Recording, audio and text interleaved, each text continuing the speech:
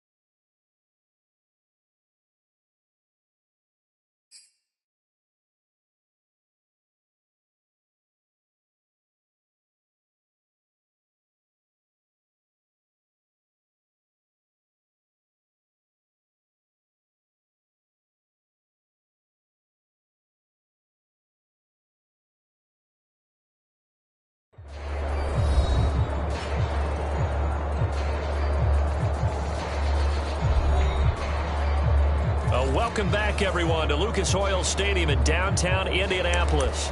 We're in the third quarter now with the Packers in possession of the football. From the 35, back to work on 2nd and 4.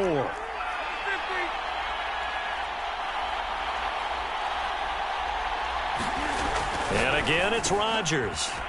Slant to Adams. And inside the 20 before he's brought down. Oh, that was a nice job there. Quarterback and receiver reading the pressure that was brought. They both knew it was going to open up the middle of the field. Nice little shake and bake at the line of scrimmage. Got right into his route. And the quarterback hit him in stride, and he was able to run free after the catch. They'll run on first down. Green. And he'll get 4 there, down to about the 12-yard line. Some of the most unselfish players on any football team, defensive tackles, because we ask them to just eat up blocks and allow other people to make tackles. But when he can make a play himself, as we just saw there, that's a big day. And he'll take this into the end zone. Now, hold on here. We do have a flag down. So let's see what this is about.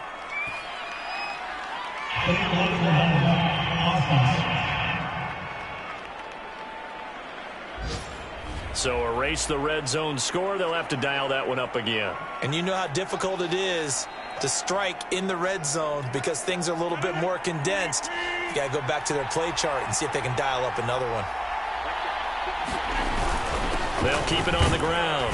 Green. And here he'll get it down to the 7. After a gain of 5, they'll wind up being about a length of the football short here on 3rd down. Well, you certainly have to give a little credit here because they're playing this game now at their pace. This is ball control football, sustained runs, taking their time, and making it work. Well, someone's been having a good game so far, and you know something? A lot of it's been power running. They decided to turn him loose again on 3rd down, didn't they? They did indeed. He delivered the tough yards.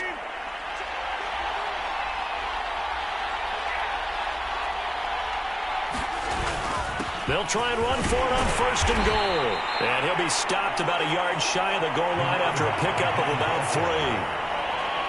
Well, Brandon, we always know that once you score 1 touchdown, you're without a doubt. And so far today, he's got 1, but was denied as he tried to get the 2nd one. They'll try and run with Harris. And they'll take this one in for a Packer for a touchdown. A great play there. His second touchdown on the season. And the Packers are able to extend their lead in the final seconds of this third quarter. Extra point right down the middle, and it gives his guys a 12-point advantage.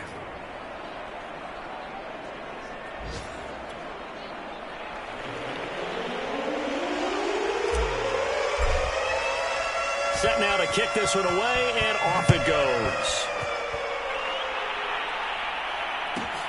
From the 6. And he'll be brought down right on the chalk of the 20.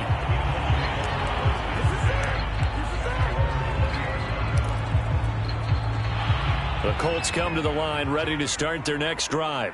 And they're coming off a 3-and-out, my friend. I think they've got to look at that play sheet and go to a spot that they haven't gone before.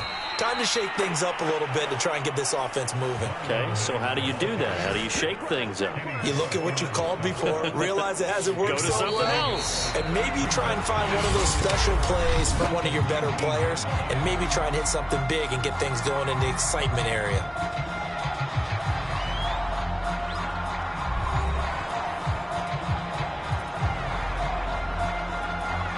A 2nd and 11 from the 19.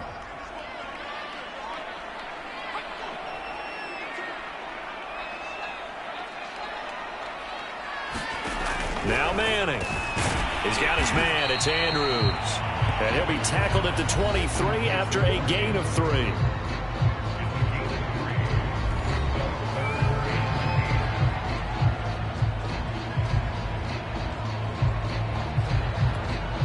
The Colts on 3rd down. They've hit 2 for 4 thus far. This is 3rd and 8. From the gun, it's Manning. Got his man complete over the middle. It's Russell. And they're going to get this beyond the 40 before he's taken down. Fourth quarter, every drive so critical, and you figure may only get one more shot after this, so a touchdown's imperative on this drive. It is, but you also have to think to yourself in play calling, don't hold anything back. Don't save it for the second touchdown. You've got the first one for the second one to even matter. Manning now on 1st down, and his throw here's incomplete. I think he's got to be careful not to force anything into coverage right there. There weren't really any throwing lanes, but the best part for him, he's got 2nd and 3rd down to fall back on. Now Manning again. He finds his man complete. That's Saunders. That'll leave him with a 3rd and 2 coming up. They got 8 yards there. They decided to run a hitch route. It really helped out.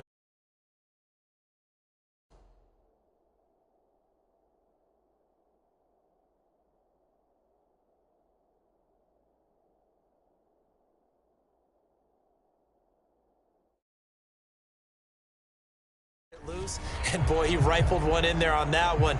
Not much run after catch, but it worked really well. The Colts on 3rd down. They've converted 3 out of 5 thus far. Here it's 3rd and 2. Working from the gun, Manning. And he's going to be intercepted a 3rd time. Picked up by Eli Apple. And the Packers are going to get the football here as he gets this up to the 38-yard line. Well, that's 3 picks he's now thrown in this game. And I know this, the holiday season, because here we are in December. Right, it is the season of giving. Maybe for his own sake after the game, he may have to announce that he's donating certain amounts to charity for each interception that he threw. Well, look at the running back, the man out of the backfield as he gears up to go again. And there are the numbers. Got off to that torrid hot start. We thought he was in for maybe a career day. Not the case. No doubt about it. It almost looks like a misprint after what we saw in the first half. But let's give a little bit of credit to the guys on our side of the ball. They went in at halftime, made a few adjustments, and you know what else? They didn't lose their confidence in their ability to play. Because a lot of times you get beat down in the first half, it gets ugly in the second half. They've come out with a new resolve and a renewed determination. 148 yards rushing for him so far in this one as he nears 1,400 for the year.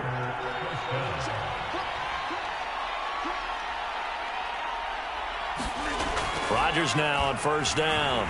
Eluding the pressure right. He hits Adams complete. Touchdown, Packers. Davante Adams with touchdown number 3 in the game and 6 on the year. And the Packers stretch this fourth quarter lead even further, and they are closing in on win number 12 of the season. Now the extra point try forthcoming. These have been no picnic for him so far. He's missed 2, but this one is good. The drive there only spanning 3 plays, and it ends with a Packers touchdown.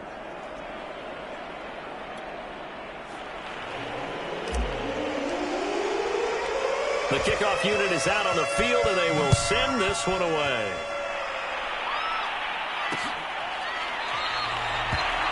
And he'll decide to not bring this one out as their drive will begin at the 25. Indy set to go on offense once more.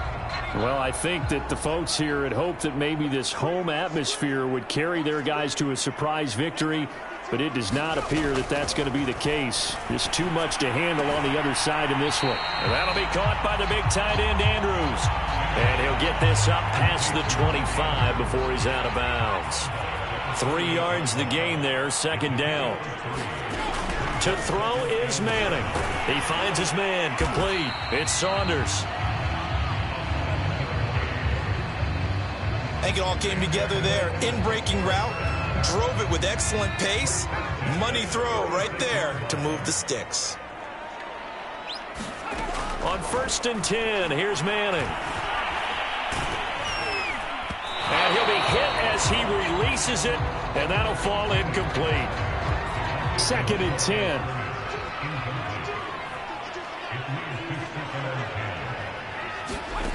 Now Manning pushes him over. 5 yards. Now it's 3rd and 5.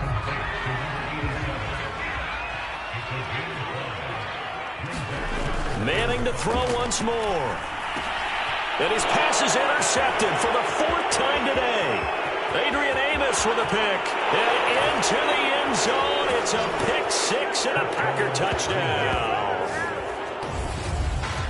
Now remember, this is the #1 defense in the National Football League. There's a good example of why. Shows that they set an aggressive tone, not just stopping the run, not just getting after the quarterback, but the ball's in the air. They treat it like they're the receivers, and they went after that one and took it all the way.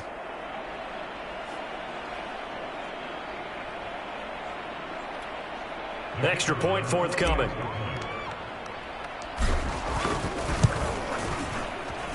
And that will bump the lead up to 26. A heck of a play there defensively, getting the interception, navigating his way into the end zone for the touchdown. So they throw the pick 6. They'll get another shot at it now as this one's in the air. Takes it at the 7. And he'll get it up past the 20 to about the 22.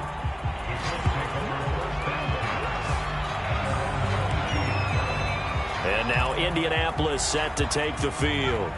We certainly had a sense coming in here that these guys were in for a tough one on the road. That has been how this ball game has played out. They trail big as we continue on now here in this 4th quarter. And that is incomplete here. We've talked about it, CD, but it bears repeating. They are struggling to throw the football. All the interceptions and more incompletions. It just doesn't look like things are in sync out there. I would agree with that, and it's not a good day when you feel like an incomplete pass. And my goodness, another interception. Picked off at the 48. And he's going to take this one back to the 37-yard line.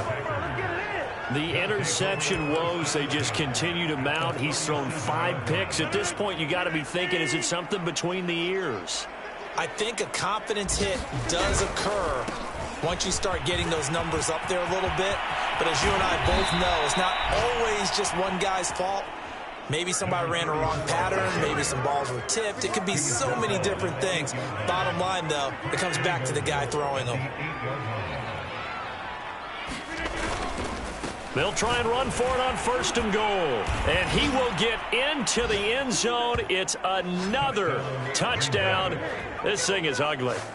Well, where our booth is here, we can see all of the writers to our left, and their post-game stories, Charles, they have been filed for some time because this game, boy, is it lopsided. Yeah, we can see our guy Scoop. He's even got his fedora tipped over his face. I think he's taking a nap now. Nothing left to write for him, but how gratifying has it been for them to see what they've done in practice and carry it into a game and see the execution be so good. They've got to feel fantastic about what they've accomplished in this one. Point after, right down the middle. And that will extend this big lead. Out is the kickoff unit as they run up and send this one away. Fielded right around the 8. And up to about the 26-yard line, just across the 25. Just 2 minutes remaining here in the fourth quarter of what has been a one-sided affair.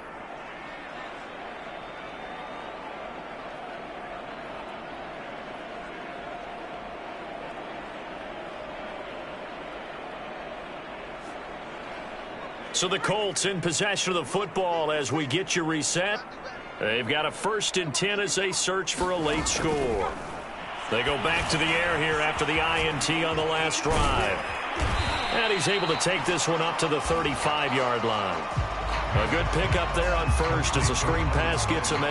And some play callers, when they go into games, they don't mind calling a lot of screens, and they don't care what down. They were maybe one block away from really having something there to start this drive.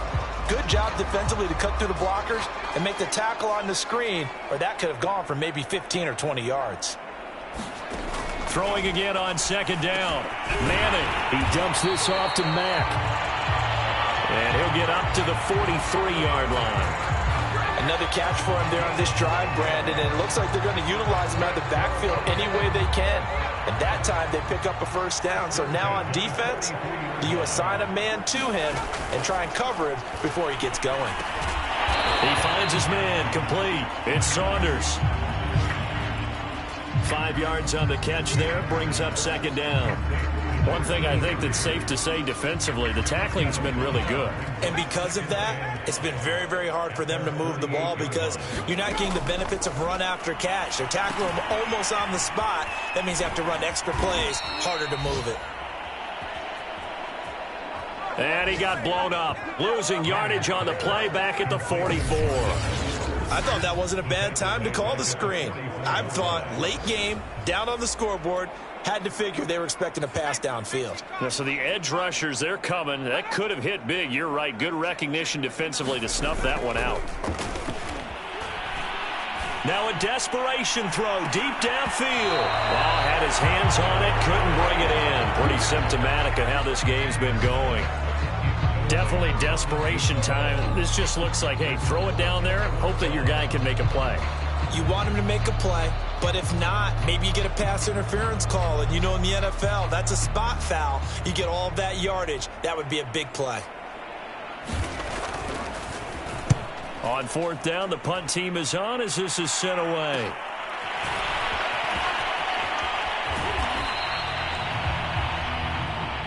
Call it an even 40-yard punt, 7 though on the return. And control of the football, switching hands here with very little time remaining in this contest. The Packer offense ready to get their next drive underway. On 1st down, it's Green. And just no chance of turning the corner. He can only get back to the line of scrimmage. 2nd and 10 coming up. I know that speed is the hallmark of today's NFL game, but the key to good rushing defense is still having your linebackers set the edge. Well, Charles, it's one thing to win. It's another thing to win and put up the amount of points that they did. Boy, were they clicking on offense. They can't help but feel great about themselves, can they? I mean, what a game to put up that number of points, continually feeling like they're moving the ball and things are working and clicking. They think that they can bottle this and carry it with them. And as an offensive coordinator, you just don't think you can do anything wrong. Whatever you call, run, pass, it's all going to work. That's called being in the zone.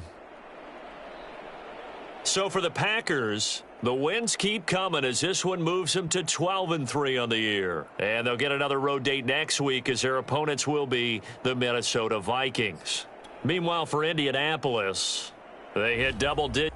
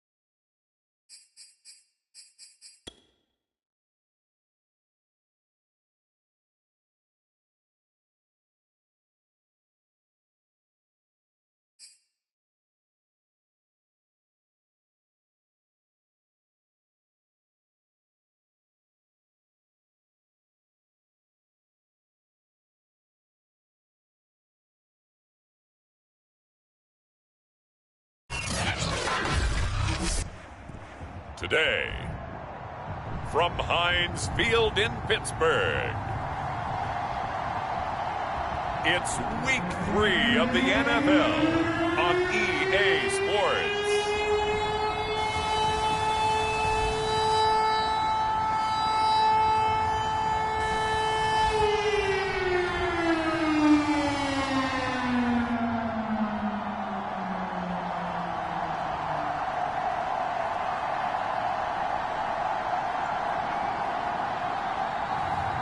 It's the Pittsburgh Steelers taking on the Seattle Seahawks. EA Sports coverage of the National Football League brings us to Western Pennsylvania and Heinz Field in the Steel City of Pittsburgh. This was the scene just a few moments ago as the Pittsburgh faithful were fired up by the hometown Steelers taking the field. They're all set as they'll match up with Russell Wilson and the Seattle Seahawks.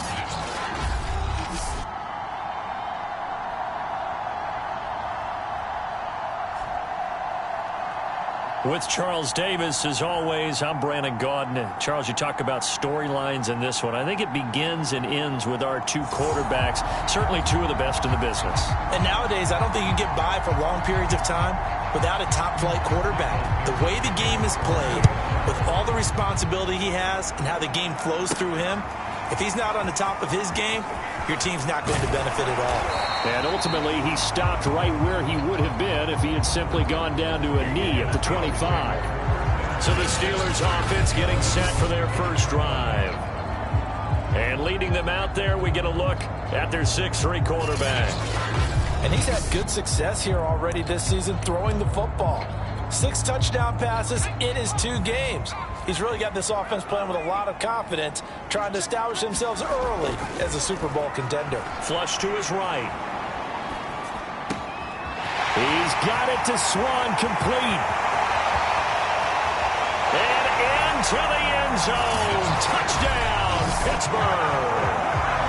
A big play there with touchdown number 7 on the year. And the Steelers have taken a first-quarter lead. If you didn't know it, it won't surprise you to find out that this team leads the league in scoring. They've been a quick strike team all season long. There's another example. They did it again. This offensive coordinator, right now he can write his ticket towards being a head coach. He's advanced in the ways of offense. Extra point put through by Boswell. And it's now a 7-0 game. One of the shortest drives you'll ever see. One play, 75 yards, 6 points. Boswell now to kick it away after the touchdown. Cunningham now to return. And a good return as he'll be stopped just shy of the 30-yard line. Russell Wilson leads out the Seattle Seahawks offense. The veteran Wilson, a third-round pick back in 2012. We're not even a quarter way into the season. He's already off to a pretty nice start. NFC Offensive Player of the Week in last week's game. Yeah, week 2, he was electric. See what week 3 has in store. Wilson and the Seahawks take over now, 1st and 10, just shy of the 30. Throwing to start the drive. Wilson. That's caught. It's Cunningham. And he'll be stopped at the 35, but not before he picks up 7 yards.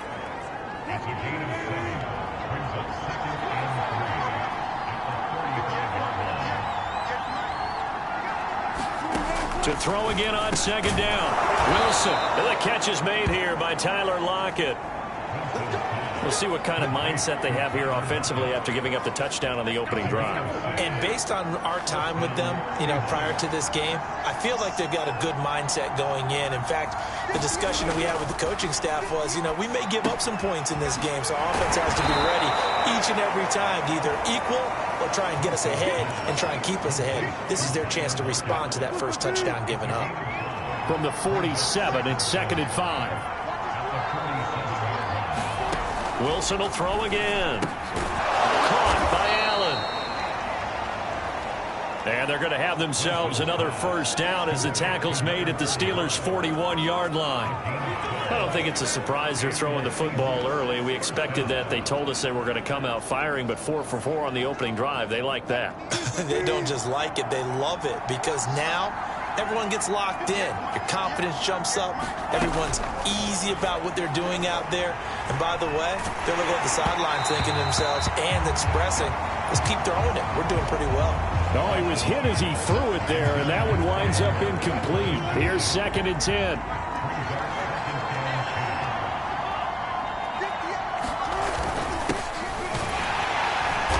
And he is met at the line of scrimmage, and he goes down right there. No gain on that one as it brings up a 3rd and 10. This defense for the Steelers, very strong last week as they helped their squad improve to 2-0 on the young season. And I'm eager to see the game plan and trying to attack them this week, because when you take it away 4 times through interceptions, what do you do now when you go into a game? Do you decide you can't throw the ball? And the Steeler pressure too much here. He's going to go down. It'll be a loss of 8 on the sack, and it's going to lead him to 4th down. Well, they sent him on the blitz from that linebacker spot, and boy, he got there quickly. He certainly did, and obviously he could have used a block from his running back, but I think you nailed it right there. The defender got into the backfield so fast, it's hard for anyone to react. And off the crossbar, no good. A sensational effort from that distance, but rejected by the bar. And this score will stay right where it is. So close to an NFL record, but denied by the crossbar. And you have to feel bad for him, don't you? He squeezed every last inch out of that kick.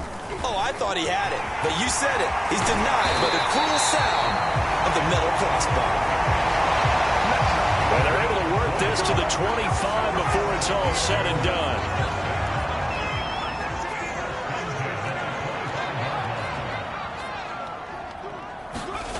On 1st down, Bradshaw escaping the pressure right. And that is caught on the right sideline, but out of bounds, says the line judge. The throw took him a little too far. It's 2nd down. Mike Tomlin has reached for that red challenge flag, and he'll throw it out there. And we'll get a moment here as they look this one over. Yeah, remember now, the call on the field is what they'll stick with unless they have clear video evidence to the contrary.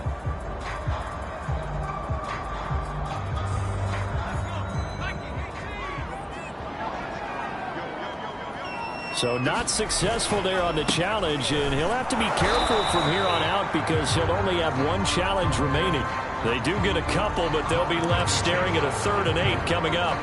Defensively, we always know that he is tough in run support, and I think the way that he gets there is he understands what an offense is going to do before the ball's even snapped. A great job of scouting prior to the game, then reading, react. All right, rifles one, and that's going to be intercepted. Picked off at the 16. And he'll take this across midfield and inside the 45. That throw, Charles, over the middle of the field, and a few too many bodies in there got picked. That's a normal situation, too, isn't it? No matter how hard you try and spread the field sometimes, there's always going to be a traffic jam, it feels like, towards the middle. And if there's any type of a missed throw, or maybe the ball's tipped, or just too many bodies in the area, an interception can result. That catch good for only a couple. You don't see too many pass-catching fullbacks nowadays, partner. In fact, you don't see too many fullbacks, period. Good news, though, he does have decent hands, and we saw it right there on display. And he's taken down inside the 30.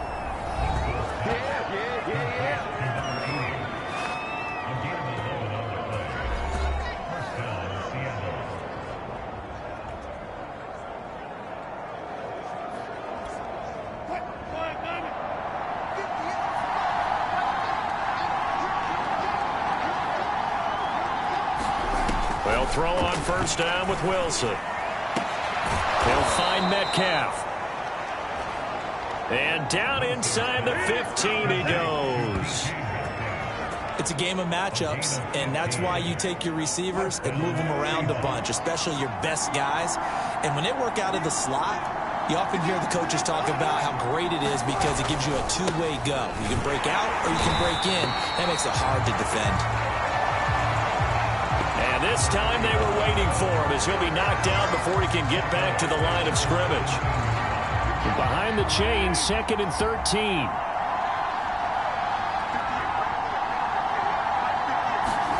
From the shotgun, Wilson. It's caught. Lockett. And he'll get 7 yards from the 17 to the 10 before he's taken down. After one, 7-0 on EA Sports.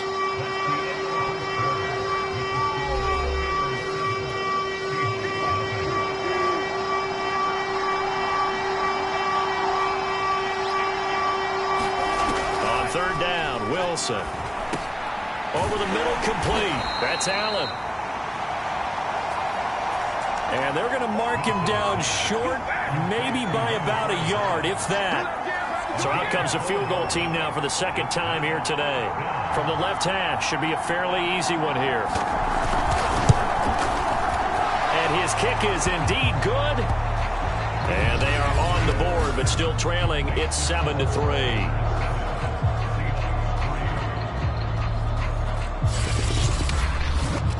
So the turnover leads to points as they add 3 there. Yeah, what a sequence there, and a nice one for them. They forced the interception, put together a little drive, and then come away with 3 points. Nothing to it, partner. Just do it. Taking it about the 1. And he brings us out past the 20 to the 24.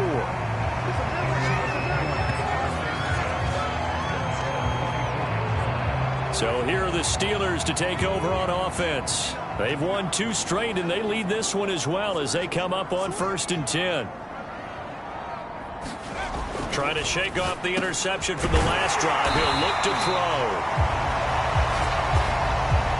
And they're able to get this one across the 35. Gotta like what we're seeing from him so far in this game. This is the 3rd game of the season, and he's already accumulated an AFC Offensive Player of the Week award in this young year. Yeah, week 2 was his. The announcement came Wednesday that he got that award. Now a handoff here to his running back. And he'll power his way forward for about 4 yards there on the 1st down carry. Now after the running play, we've got a man down on the field. We'll check on his status when we get back.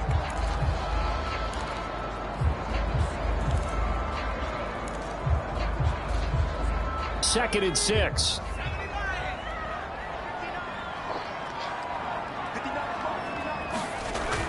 Looking to throw. Bradshaw. Quick hitter here. It's complete.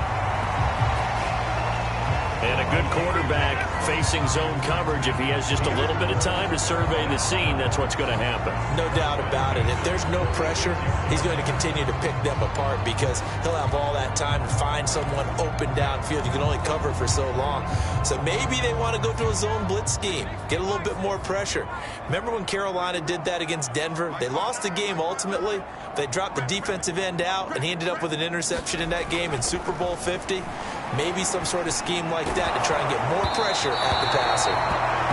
Oh, this one incomplete. The pressure got to him as he released it. And it's 2nd down. They've given up a few 1st downs on this drive, but getting the incompletion there, that should give them something to build on and maybe turn the tide.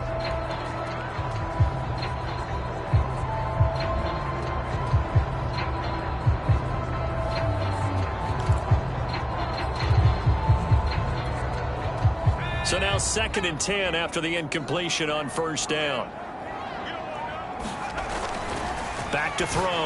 Bradshaw for Clark again, and this time he's got him.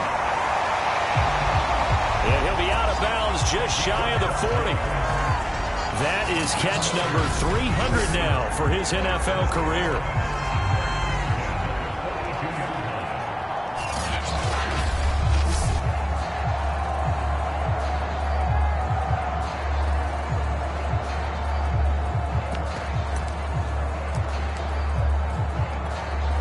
So from Seahawk territory now, it's 1st and 10 at the 42-yard line. And he'll give it here to his running back. He'll get a nice chunk there on the first down run, and it's 2nd and 4. That's a strong pickup right there on first down, and as this drive goes on, we're seeing an offensive line and running game imposing its will.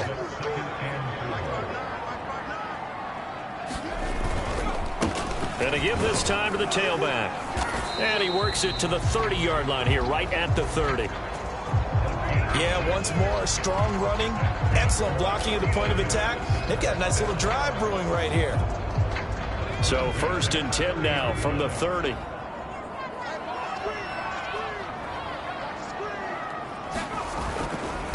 Now a handoff here to his running back. And he'll power ahead, but only for about 3 yards. 2nd down coming up. Now it appears we have a Steeler here slow to get up. While the training staff works on him, we'll step aside and be right back. 2nd and 7.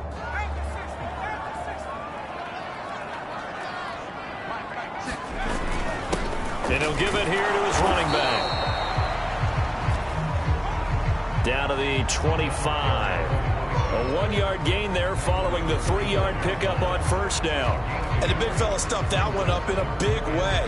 I think doubling him has to be a priority because you can't move up to the next level if you don't take care of him first. They'll break the huddle and come up on the 9th play of this drive, needing 5 yards on 3rd down. Looking to throw. Bradshaw flushed out right. That one complete to Bettis. And he'll go out of bounds in the red zone just inside the 20. Well, they've certainly done a nice job spreading the ball around on this drive. This time he gets it out to his back, and it's another nice play and another first down. They've got the defense on their heels a little bit. They're reacting instead of being aggressive and making plays. He takes us down to about the 12 for a gain of 3. The last run got 3. Now here's 2nd and 7. And to give this time to the tailback. And he couldn't quite get there. Tackled down at the 1. 57 yards on the ground for him now on 9 carries. Now this is an example of breaking down a defense because on a lot of these runs, he's getting past the point of attack, and guess what he's doing? Forcing the secondary guys to have to make a lot of tackles.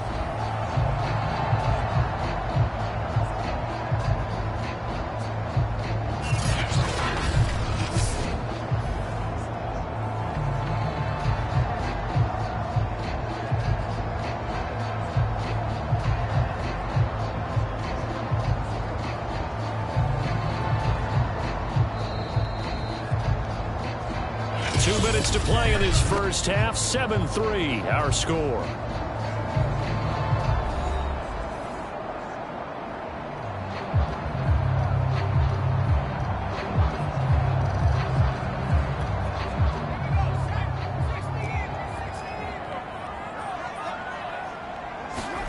Back to throw. Bradshaw got his man. It's caught for a Steelers touchdown. A great effort there with his 2nd touchdown of the game, number 8 on the season. And the Steelers find a way to stretch their lead. Now he's having a nice little first half here, partner. And it's a first half that leaves us anticipating what can still come. I mean, 2 touchdowns already here through the 2nd quarter. There could be plenty more before this game is over. Boswell good with the extra point. And that pushes the lead up to 11. So that was a 13-play drive in total. And it ends with the Steelers finding the end zone.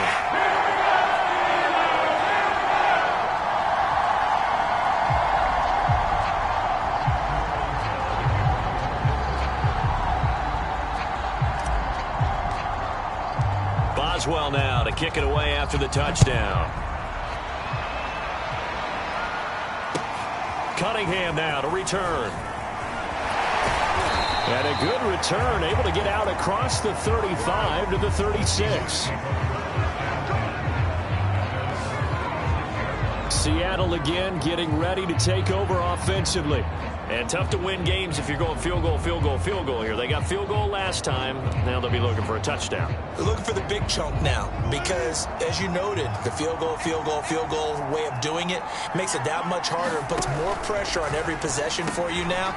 Go ahead and get 6 and feel a lot more comfortable about the position they're in. Bigger chunks. We'll see if they can get the score. Clock running, and the Seahawks, they're running too, trying to speed up to the line of scrimmage. Well, that'll be incomplete. Well, he took a shot as he let that go. And it's going to bring up a 3rd down. Something we haven't really seen much of from him, an incomplete pass. Yeah, last week he finished at 70%. This week he's up over 80%. I don't know how you slow him down. Pass rush is usually the best way because a quarterback on his back usually can't complete a pass. 3rd and 2, now Wilson. And this a quick slant to Lockett. And he is going to have a Seahawks first down as they convert on 3rd and 3 with a nice gain of 7 yards. Pressure comes, and the Steelers take him down. Don't need it all back at once, but you figure they're going to need something here. 17 yards to go on 2nd down. He seemed to have a reasonable amount of time in the pocket, but he couldn't get rid of the football, and the end result, Charles, him on the ground. Yeah, he's got to keep an internal clock to go along with his offensive line. When you're talking about 3, 4, 5 seconds, that's a reasonable amount of time to expect to deliver the ball downfield. So great to try and complete a pass, but it's equally important to know when to throw the football away, too. An incomplete pass on that last play, and that means they'll need to come up with something here on 3rd down. Now Allen. And he'll take this one up close to about the 45. Just a 1-yard gain on the play, and that'll mean a call to the punt team as it's 4th down. Well, the guys who are paid to make the tackles deserve some kudos there, but I think they deserve even bigger ones because in that situation, they had to be thinking pass. Loosened up defense, going to pass coverage. Instead, maybe they surprised him a little bit running the ball, yet they rallied to it and stopped him well short of a first down. On 4th down, ready to punt, Michael Dixon. He was only asked to punt once in the victory last week as he sends this one away. Returnable now for Woodson. And able to get this across the 20 before going out of bounds. It'll be 37 yards there on the punt. And control of the football switching hands with very little time remaining until the half. The Steeler offense here about ready for their next drive. Eluding the pressure right. And that is incomplete. 2 seconds left on the clock. They certainly did a nice job improvising there, extending the play, hoping someone would come open downfield, but they never did.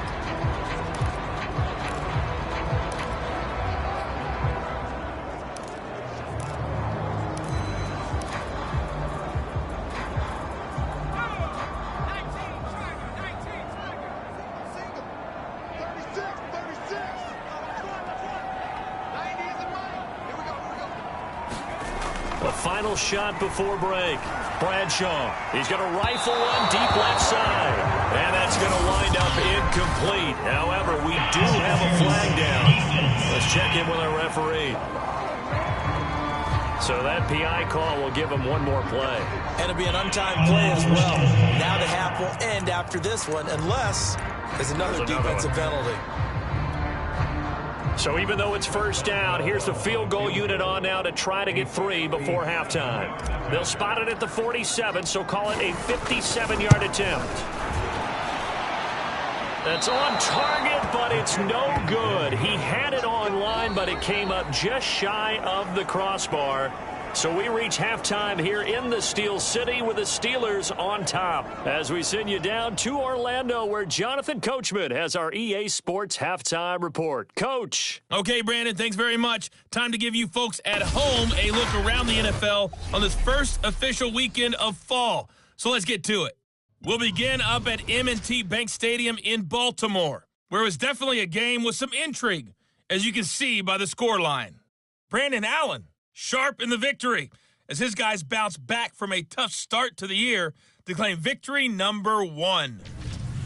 From there, let's get over to Arizona to check on the Cardinals at home in Glendale. And you can see there, it's the visiting LA Rams who have the lead in that one. Mitchell Trubisky has thrown a touchdown pass there. Finally, we head to the shores of Lake Erie. see what's going on with the Cleveland Browns. And things didn't work out so well as they fall to the visiting New England Patriots. Mac Jones, sharp in the victory as his guys bounce back from a tough start to the year to claim victory number 1. Meanwhile, in our game, it's been a back-and-forth first half. Who can put it together in the second half? For the answer, we turn it back over to our broadcast team of Brandon Godden and Charles Davis.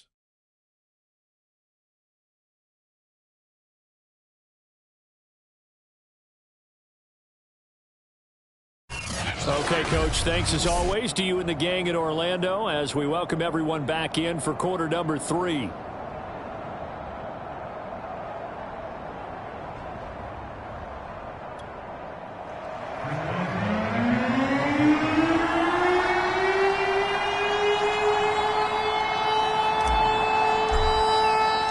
The Seahawks trailing, but they will have possession first here as we resume action in the third quarter. Cunningham now to return. And it's a pretty good return here as he'll get this up to the 29.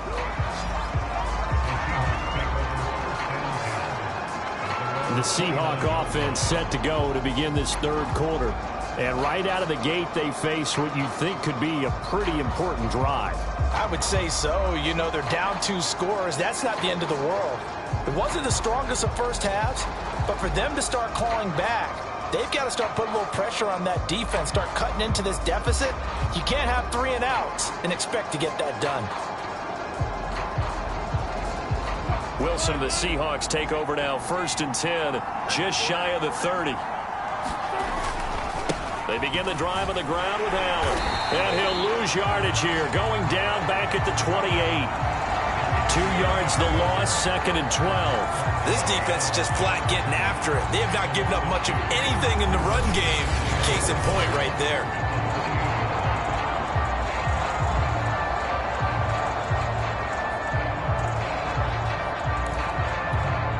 First play of the drive goes the wrong way. Here's 2nd and 12. From the gun, it's Wilson. They'll lock it with a grab over the middle. 6 yards is the pickup, and that'll lead to a 3rd down.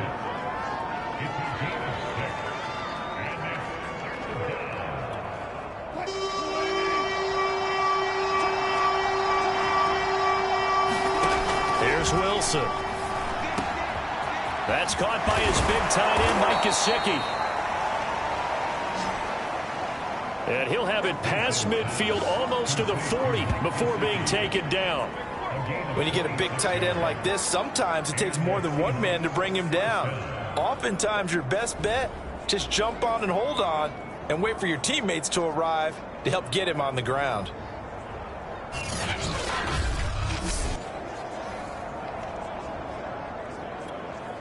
Operating out of Steeler territory now. Here's 1st and 10 at the 41. Here's Allen. And he'll work this forward for about 3 at 2nd down. Well, that's just a pile of bodies there, and that's when you kind of find out who's a tough guy, right? Who can stand up and make a play. It was only a 3-yard run, but for both sides, they had to walk away from that feeling like, okay, I can stand up when the going gets tough in here. And they're going to have themselves another 1st down as the tackle's made at the Steelers' 24-yard line. Now a carry for Allen. Yeah, boy, this defense again really making things tough on him as they stop him for no gain. Early down stuff to put this offense in a precarious position. We know that securing the point of attack, especially against the big-bodied guys in the middle of this D, has got to be priority 1. They keep it on the ground. Allen again. And able to get about 3 as he's taken down right at the 20. Now, they struggled to get him rolling on the ground in the first half, and that's sort of continuing here in the third quarter. Yeah, but I don't think it's time to abandon the running game. I would say keep feeding the horse, and I believe he'll eventually reward them, especially as we get deeper in the game. 7th play of the drive upcoming here on 3rd and 6. Wilson. Allen here on the screen. And they'll bring him down at the 18-yard line. That's going to bring up 4th down, only a gain of 2 there. Boy, that was certainly well read defensively, and the key to any screenplay is space to work, and there was none to be found there, and they tackle it for just a short gain. So out now is the Seattle field goal team. From the right hash, it's a 35-yard attempt. And his kick here is good. And a second field goal here cuts their deficit to 14-6 now. So a decent drive there to start the 3rd quarter. They only salvaged 3 out of it, but they inch a bit closer. Yeah, but still lots of time to go in this one. That's why you hear that clapping on the sidelines, right? Hey, got some points. As you said, inching their way back in. Time left to go out and get that victory. And able to take it past the 25 and up to the 28-yard line.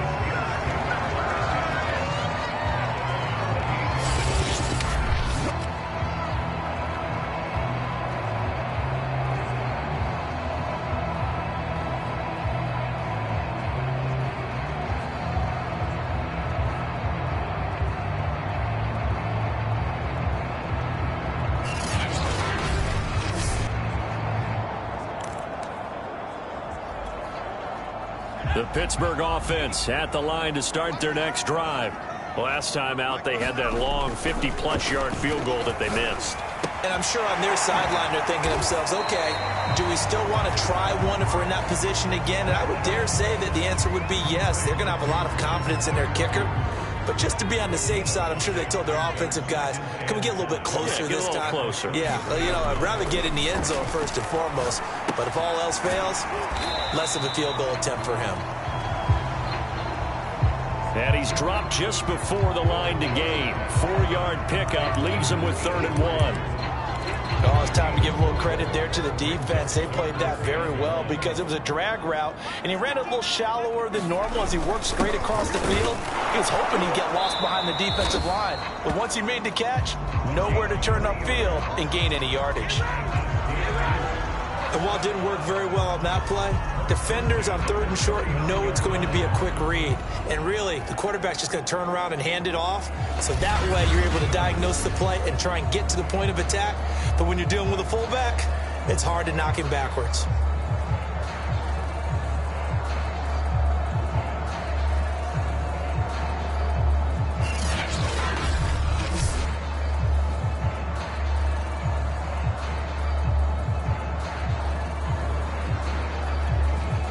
So from the 39 now, they'll come up on a 1st and 10.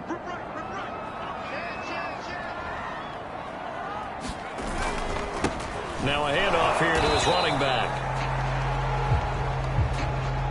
And he stopped immediately there. No gain on the play there. 2nd down. We talk about defenders, specifically linebackers, keeping their eyes in the right spot. He had that eye down the entire time. And you know that's not easily done because they throw a lot of misdirection at you. They try and fool you and get your eyes in the wrong place. But you're right about that one. He correctly figured that one out and made a really nice play. And he'll be brought down just shy of the 45. 5 yards. Now it's 3rd and 5. Looking to throw. Bradshaw. Flush to his right. And that will be incomplete. And that's a really good job there defensively. They went into this possession knowing that they needed to get a stop. They're in a tight ball game, and they got it done. Great work to force the 3 and out. Got the football right back for their offense. They've got to go to the sidelines feeling pretty good about themselves and encouraging their offensive mates to get some points.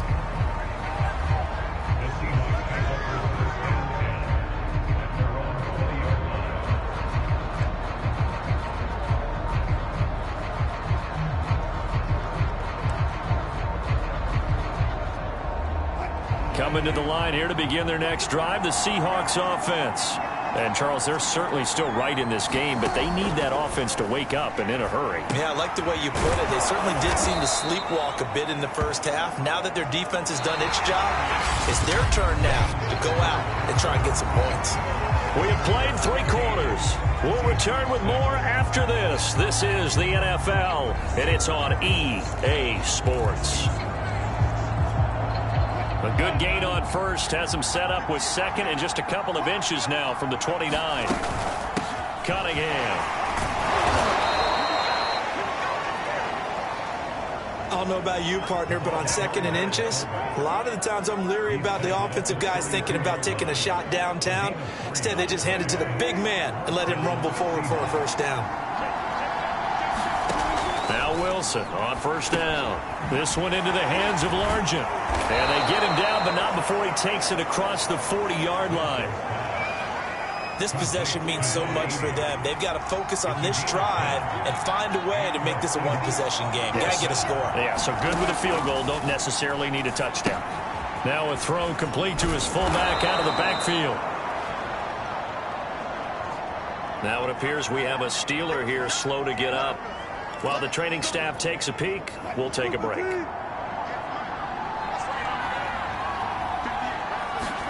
Looking to throw again on second down. Wilson, he'll get this to his tight end, Gesicki. And he's out of bounds as he gets this down to the 45. That was a route run not just with dexterity, but with intelligence. Found the hole in the zone, made sure the quarterback saw him, and was able to make the sure catch and flip the down marker back to 1. Again, Wilson. That's complete to his tight end, Mike Gesicki. 5 yards on the catch there, brings up second down. Not a big window to throw. Coverage wasn't too bad there. Yeah, they had him under wraps pretty well, but somehow able to muscle his way open and catch the ball. And it's incomplete. The Seahawks on third down. They've converted just 2 for 6 thus far. This will be 3rd and 5. Here's Wilson. That's complete to Largent. And they're going to have themselves another first down as the tackle's made at the Steelers' 28. And that's a much-needed first down right there. Look, they're down by 8. So logic says they don't have to get a touchdown out of this drive. But the way things are going, I don't know if I'd put it in the hands of my defense here. You might not get the ball back at all. So if a 4th down situation comes up, I'm thinking hard about going for it right here and right now.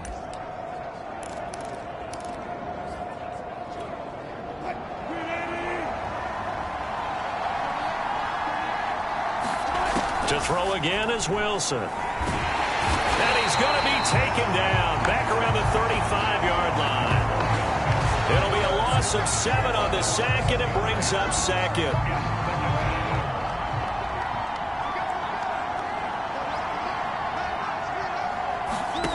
Another try after the first down sack. Wilson escaping the pressure right.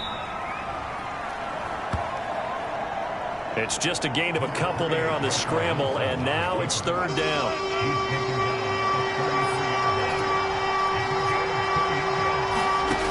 To throw is Wilson. He finds his man complete. That's Cunningham. And he'll work it inside the 30 to the 29-yard line. The result, only 4 yards there on the play. And it'll be 4th down. And this one is right down the middle. And that'll get the lead down to 5. So an interesting call there to take the 3. I mean, I guess they're thinking that their hands were tied, but, you know, 4th quarter, that field goal might not help them that much in the end. Yeah, eventually they're going to need the touchdown. The thinking must have been they didn't feel confident about picking it up there, hoping maybe on defense they can get better field position, get a turnover, get a better play, and then they'll have a chance to attack the end zone. Getting set to go again as we look at the back, heading onto the field again. And we have seen a decline in the numbers. Where does the fault lie? Just him? Maybe the guys up front? Combination? Well, as you and I both know, it's almost always a collective deal. But in this case, I think maybe the offensive line got a little overconfident. They had blocked so well in the first half, picked up on what the defense was doing. I think we've seen an adjustment now that they have not picked up on, and now they're being a little bit overwhelmed. Again, they'll run with Bettis, and he'll get it up to the 33-yard line.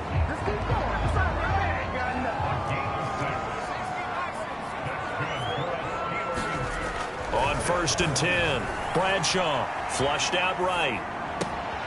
Throw right side, taken in by Swan. And into the end zone. Touchdown, Pittsburgh. A great play there. 67 yards. And the Steelers are closing in on a third straight victory to start the campaign.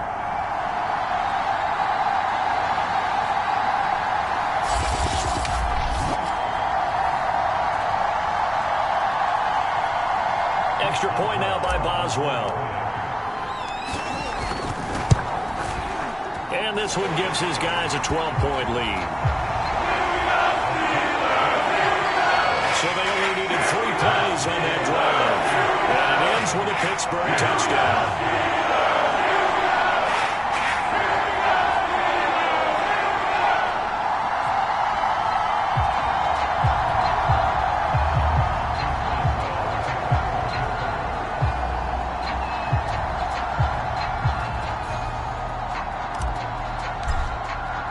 Boswell now to kick it away after the touchdown. From a yard or 2 deep, here comes a return. And he'll be stopped up at the 25.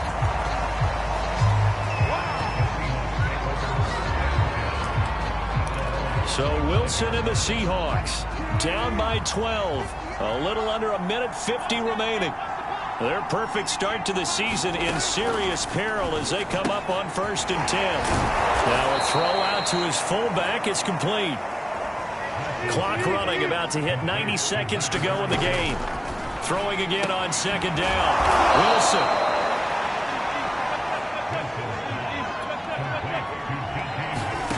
Throwing now, Wilson on 1st down. He finds his man, complete. It's Cunningham. Wilson trying to urge his guys to go faster and get set at the line. Being chased out left. And he'll be brought down at the 48-yard line. 1st down now, but the clock continues to move. Out of the gun, here's Wilson. Got his man complete over the middle. It's Cunningham. Now the Seahawks going to use the first of their timeouts as they stop it with 28 seconds to go in this football game.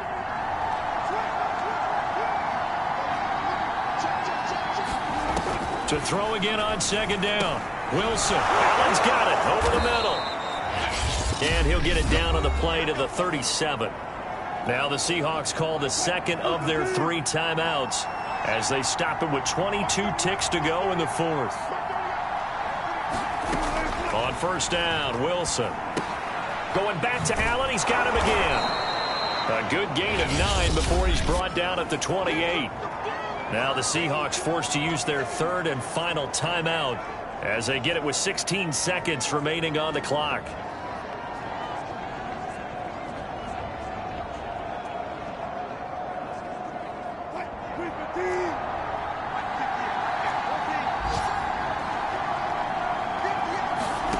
Throwing again here, Wilson. Over the middle, he's got Gesicki, the big 6'5" tight end. One last shot for Wilson. Buying time to his left. And able to get this down inside the 15, either the 13 or 14 before he's out of bounds. So this one in the win column for the Pittsburgh Steelers. And I think the game balls need to be distributed on the defensive side of the football, and I bet that you would agree. Yeah, if you hold a team under 10 points, that's a job well done. Really well done. So I would say game balls for every starter and every key player who participated in this game. Now, see, I only like one game ball. You're handing out multiple. Although I set you up by saying game balls plural, but I like where we're going with this. Though you say one to represent like the best player of all of that, and I say multiples so that you keep everyone motivated and involved. You're a man of the people. I'm a man of the people. I thought I was the only child. You get a game ball, and you get a game ball. Game balls for everybody. So for Pittsburgh, it's an ideal start as they move to 3-0 now on the young season. And they will hit the road next week for a date with the Cleveland Browns. Meanwhile, for the Seahawks, they suffered defeat for the first time as they dropped to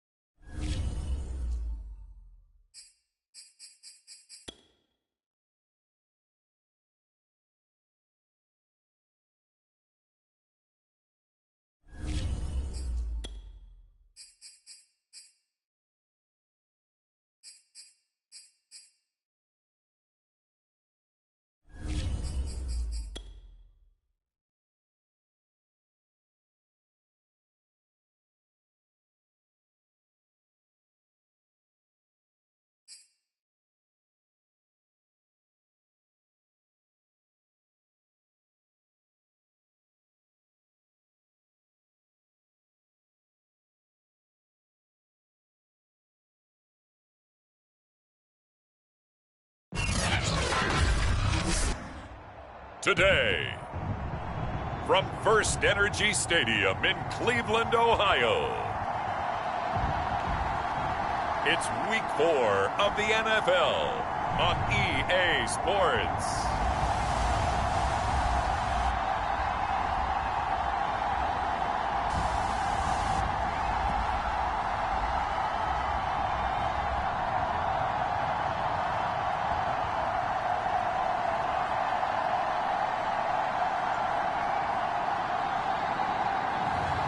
It's the Cleveland Browns taking on the Pittsburgh Steelers. EA Sports coverage of the National Football League brings us to First Energy Stadium in Cleveland, Ohio. The folks here in Cleveland, even though all the down years, have never stopped supporting their hometown guys, and we got evidence of that a moment ago as the Browns made their entrance. They are ready to do battle with the Pittsburgh Steelers.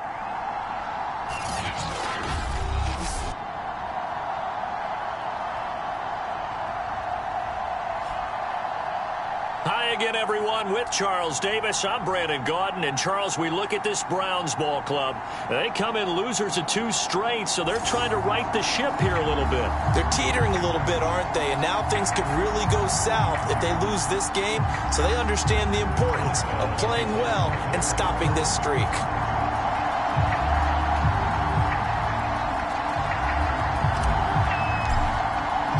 Seems like we were just starting training camp, but here we are in October, and off we go on EA Sports. Taken from about the 12. And they will wrangle it down a couple yards shy of the 30. So here come the Browns for their first drive on offense. And out will come the leader of this offense, and that, of course, is their signal caller. And I'll bet right now it's just one thought in his mind. Win the game, yeah. Oh, yeah, without a doubt. He played pretty well. I mean, he didn't turn over the ball in terms of interceptions, no, right? 2 touchdown passes last week. 2 touchdown passes, but when your team doesn't win, that's just hollow. And the best quarterbacks don't care about anything but whether or not their team won. Throwing on first down. Lane towards the target, and he has it over the middle. Now, after the completion, we're going to get a timeout, an injured player. Well, he gets attended to. We'll step aside.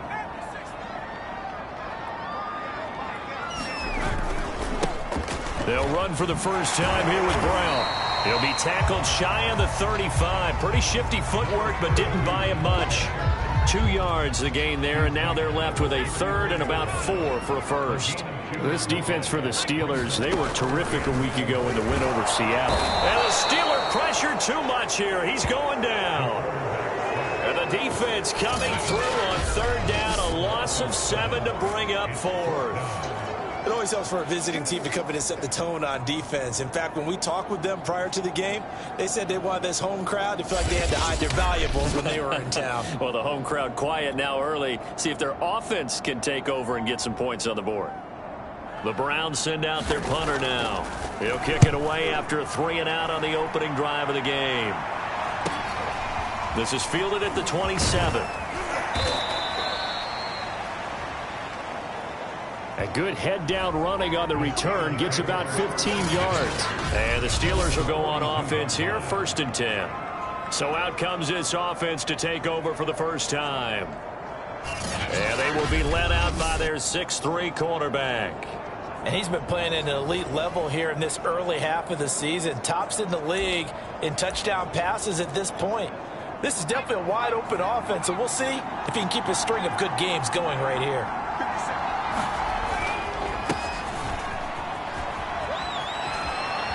And some space here. Yeah, he will go out right near the 35-yard line. Ball up to the 35 now as they come up on 1st and 10. That outside handoff to the left, that play has to warm the heart of an offensive line coach because they controlled the left side where they were supposed to. They didn't allow anything to leak from the backside on the right side of the offensive line either. Well played. Yeah, and it created a big run. The numbers for him from a week ago, 13 carries, 72 yards. And well liked by his teammates. In fact, I got on good authority, even though I'm not an investigative reporter, that in their team meeting this week, the offensive line stood up and said, Coach, we've got to have better yardage for this guy. He's number 9 in the league. He's got to be in the top 3 before the season's over. Let's run the ball. Just not a whole lot of room to operate there on that carry. No, not at all. They did a really nice job staying in their proper places and not allowing any lanes to open up. And he will have a Steelers first down as they're able to get the third down conversion. So from the 17 now, here's a 1st and 10. Inside the red zone here, they'll look to throw. To the goal line, but it's incomplete. Well, I think that was good strategy there, trying to go right back to him after the last completion. But this time, the defense was all over him, and they got there to break that one up.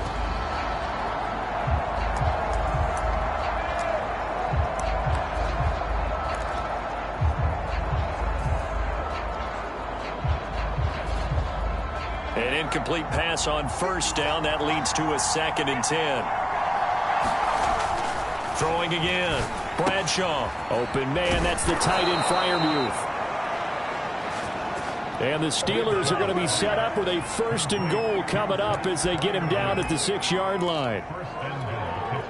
1st and goal from the 6. Many different ways to create space, but on that play, he did it with that big, wide body of his. Didn't get a whole lot of yardage on the play, but it did what it was supposed to. Pick up a first down. And he's able to get it down to the 2-yard line. Give him 4 on the carry there at 2nd and goal. When we talk about being on schedule, I think they're on schedule after that run, getting it right down there on the doorstep. Maybe even a little bit ahead, because now the defense can't dictate with pressure. They're guessing about where you're going to go. I might come right back at them with the same play, the same set, and see if they can stop them. Johnson. And he pushes forward, but comes up short of the goal line as he'll get a yard down to about the 1. 2 straight shots on the ground. Now on 3rd, do you go to the air? I think the possibility exists, and if you're doing it, you're probably going play action since you ran it twice. But I often think that... And he's going to take it in for a Steeler touchdown. A great effort there. His first touchdown on the year. And the Steelers have taken a first-quarter lead. Well, you've got to like that start on both sides of the football. You force the 3 and out, and then you score on your first drive. Well, I know someone who doesn't like that start. Well, yeah, the other side. Yeah, they don't like that at all, right? This is not the way it's supposed to be. But what you just described, that's team football, all right? When you get a 3 and out, you're supposed to take advantage of it on the offensive side of the ball. You said, thank you very much for getting us the rock. Let's put it in the end zone, and they did exactly that. Extra point put through by Boswell. And that makes the score 7-0. That time a 9-play drive. And it ends with a 1-yard touchdown run.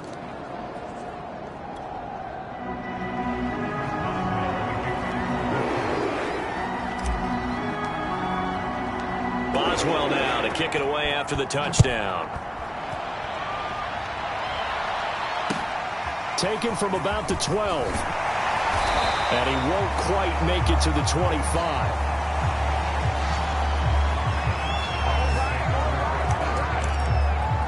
Second drive coming up here for Cleveland as they return to the field on offense. Now, early on, you know, Charles, every game could be called a measuring stick game. But I think when it comes within your division like this, it's a measuring stick game with a little extra intrigue. I would agree with that totally, because all division games have a little extra to them. But I like where this game is situated, because at this stage of the season, it has that little extra juice. But at the same time, it's not a make or break if this were, let's say, week 15, 16, somewhere in that neighborhood. And brought down, but not before reaching the 45-yard line.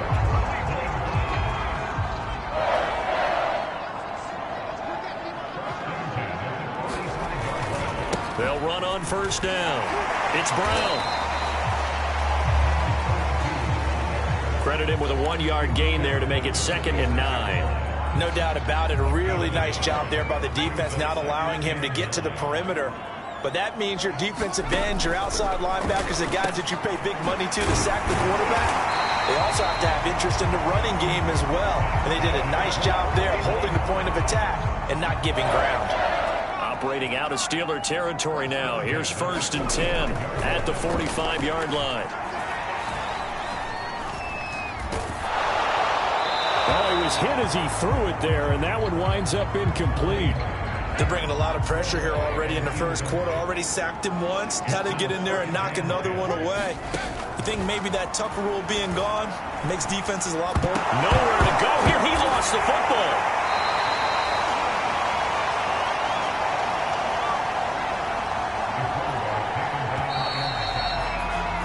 After one, 7-0 on EA Sports.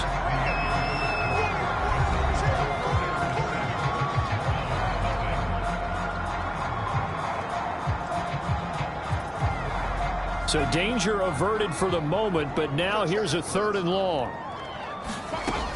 Back to throw. Lane. And pressure coming, and they got him once again. The defense rising to the challenge and setting him back on the sack. The Browns send out their punter now as he'll kick it away for the 2nd time. 46 on his first kick. This one in that neighborhood as well. Pulled in at the 24.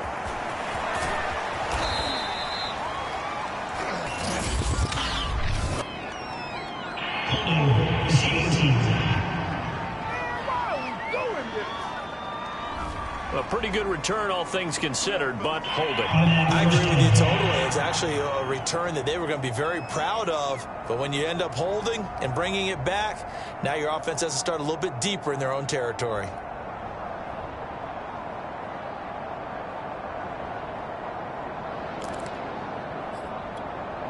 The holding penalty and negates a good return as they'll start just past the 20. And he'll give it here to his running back. And this one goes nowhere. Losing yardage back at the 22. That's going to wind up a loss of a full 3 yards on 1st down. With his size, he's a tough man to bring down, but they do a nice job there stopping his progress and not allowing him to get back to the line of scrimmage.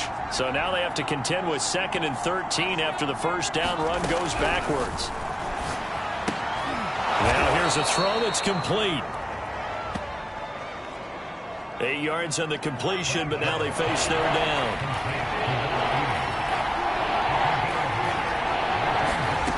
Operating from the gun, Bradshaw. And he's taken down. This will be a Brown sack. The #1 pick, Myles Garrett, coming in to drop him. On 4th down, here's Presley Harvin on the punt.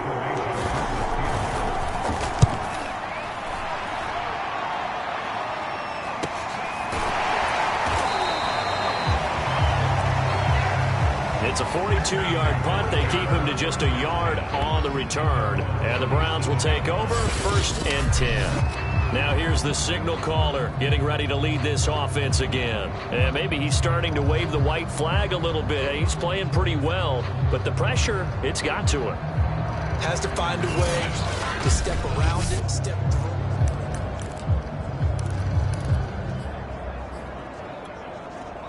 The Browns drive about to get started. They've had it twice. They've punted twice. Not the start they were hoping for. Not at all, and let's face it, every facility we visit, everyone talks about converting on 3rd down, how big that is. In this situation, they've had to punt it away twice, so they're furiously going over things on the sidelines. What do we need to do to pick up a 1st down and change our momentum? More muscle up front for this 2nd and 2. They've got 3 tight ends out there. Running right, here's Brown. And he'll get it down to the 47 here. Now after the running play, we've got a man down on the field. While the trainers take a look, we'll step aside. They'll run it here with Brown. A solid run on 1st down. Gain of 7 leaves him with a 2nd and 3. And there we saw one of the downsides of blitzing during a rundown, because sometimes you get out of your gaps. You don't fit the run quite as well because you're headed towards the ball carrier with abandon. A good run, got 7 on 1st. Here's 2nd and 3. Now a give, right side. Brown. And here he'll be brought down a little shy of the 35 at the 36. Yeah, they really needed to get something going, didn't they? They had punted on the last 2 possessions. The running game starting to come to the front for them, providing a nice pickup there to keep this drive going. On first down, it's Brown. 7 yards on the pickup there, and it'll leave him with a 2nd and 3.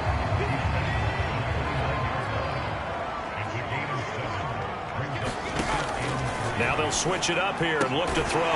That's caught by Gabriel Davis. I know many people like to throw to the tight end, maybe in a little flexed out position because he creates mismatches with his size. But slot receivers do the same thing with their quickness, their speed, and their route running savvy. On first down, Lane. Over the middle here to Brown. That was play number 7 on this drive, and it got him 7 yards. 2 minutes on the clock, second quarter, 7-0 ball game.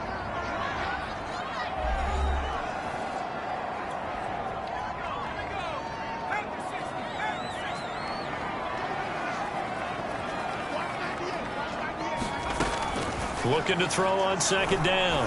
Lane. Over the middle and into the hands of his receiver, Landry.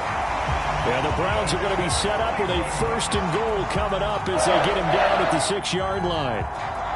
We didn't need to ask around the league, but we got to confirm this guy's a good player. They've got to find a way to get him more involved, call a few more plays that target him. Absolutely, because here we are toward the end of the first half, and that's the first target, not just the first catch, first target. And that's going to be caught for a Browns touchdown. Gabriel Davis, his first touchdown on the year. And the Browns are within an extra point of tying this thing up. And I believe they buzzed down. They're going to take another look at this play with all reviews coming from the replay official here in the final 2 minutes of the half. They're taking a peek at whether or not those feet were in bounds, and obviously a big call here in the end zone. And not just the feet.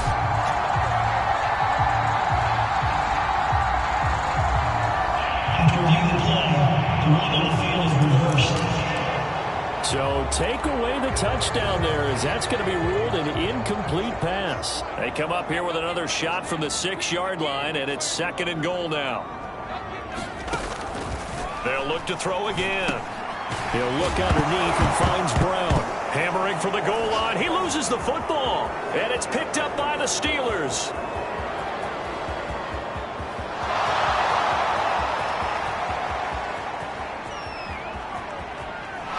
Takes it back to the house. A fumble recovery for a Steelers score. How about that for a momentum swing? You had it goal to go. Not only do you cough it up, but they pick it up and return it all the way for a touchdown. And now you have to give oxygen to the entire team, because what a letdown that was. Terrific drive. Looked like you're going to get points. Instead, the other team registers them on the scoreboard. Boswell good with the extra point. And it's now 14-0. So not only the cough up, but then the pickup on the other side, the scoop, and the score the other way. The fumble return for a touchdown.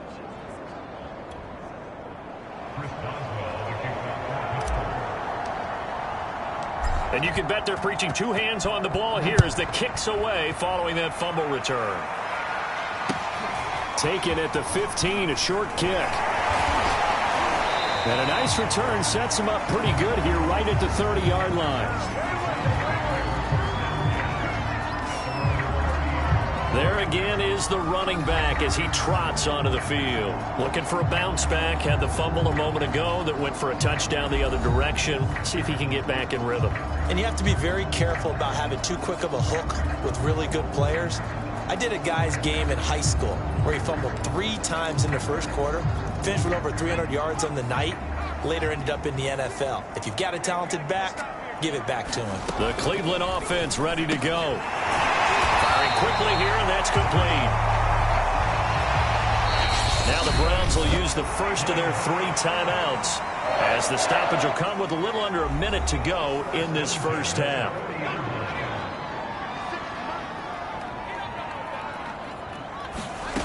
On 1st and 10, Lane, and finding the tight end Hooper. Now the Browns signal for the second of their timeouts as they get the stoppage with a little over 50 seconds to go in the first half. 2nd and 8 coming up.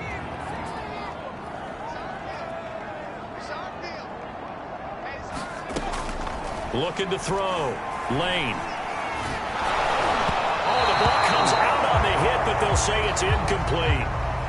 Defensively, Charles, they continue to really limit this offense as far as yardage goes. Yeah, you're exactly right. They've been assignment sound, staying in their lanes, keeping proper leverage, and communicating well, too. This will be caught by Brown. And he'll get this up near midfield, but that's still a few yards shy of the first down. And that's good for a gain of 6, and that's going to bring up a 4th down. A short gain that doesn't get them the first down brings up a 4th down situation. Really nice job defensively. They knew where the sticks were. They got the stop before it. The Browns send out their punter now, as he'll punt it away for the 2nd time. First kick, 47. This one looks good as well.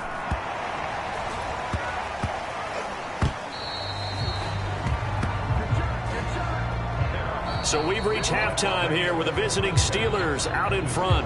As we'll head down to Orlando, that's where we find our man Jonathan Coachman at our EA Sports Halftime Report. Coach. All right, Brandon, thanks very much. A lot to get to here as we say goodbye to September and take a look around the NFL here on this first day of October.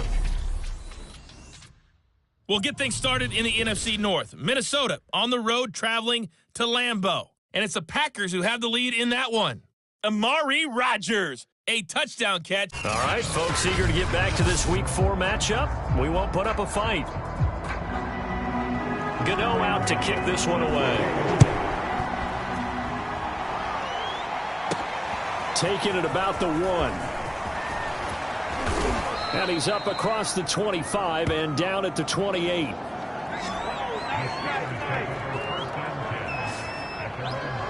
So here are the Steelers to take over on offense. They're on a 3-game winning streak and right now looking good in this one as well.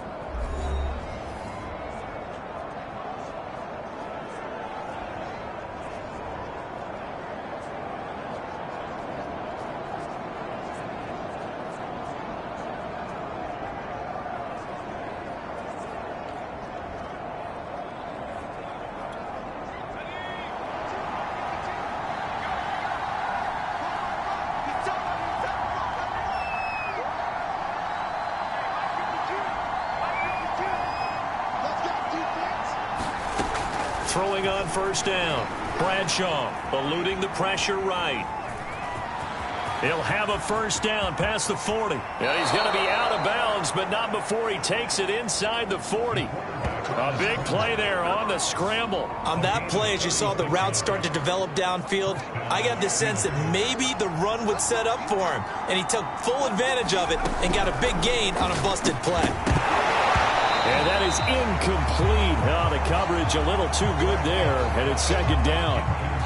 My first thought is surprise because that's one of the better tight ends around, and I've seen him pull in balls like this before. But how about a little credit to the defense forcing that incompletion?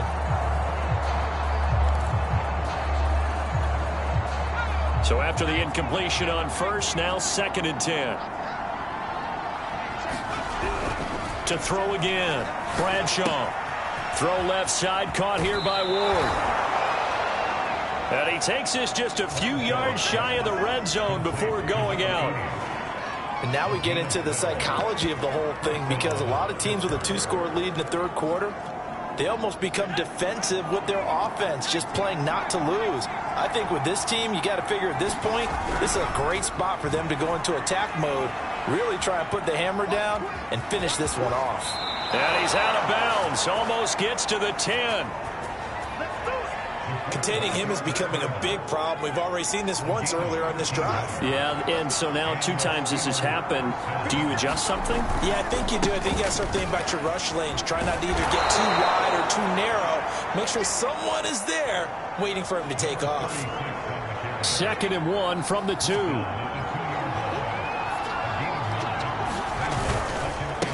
Going to give this time to the tailback. And he's in.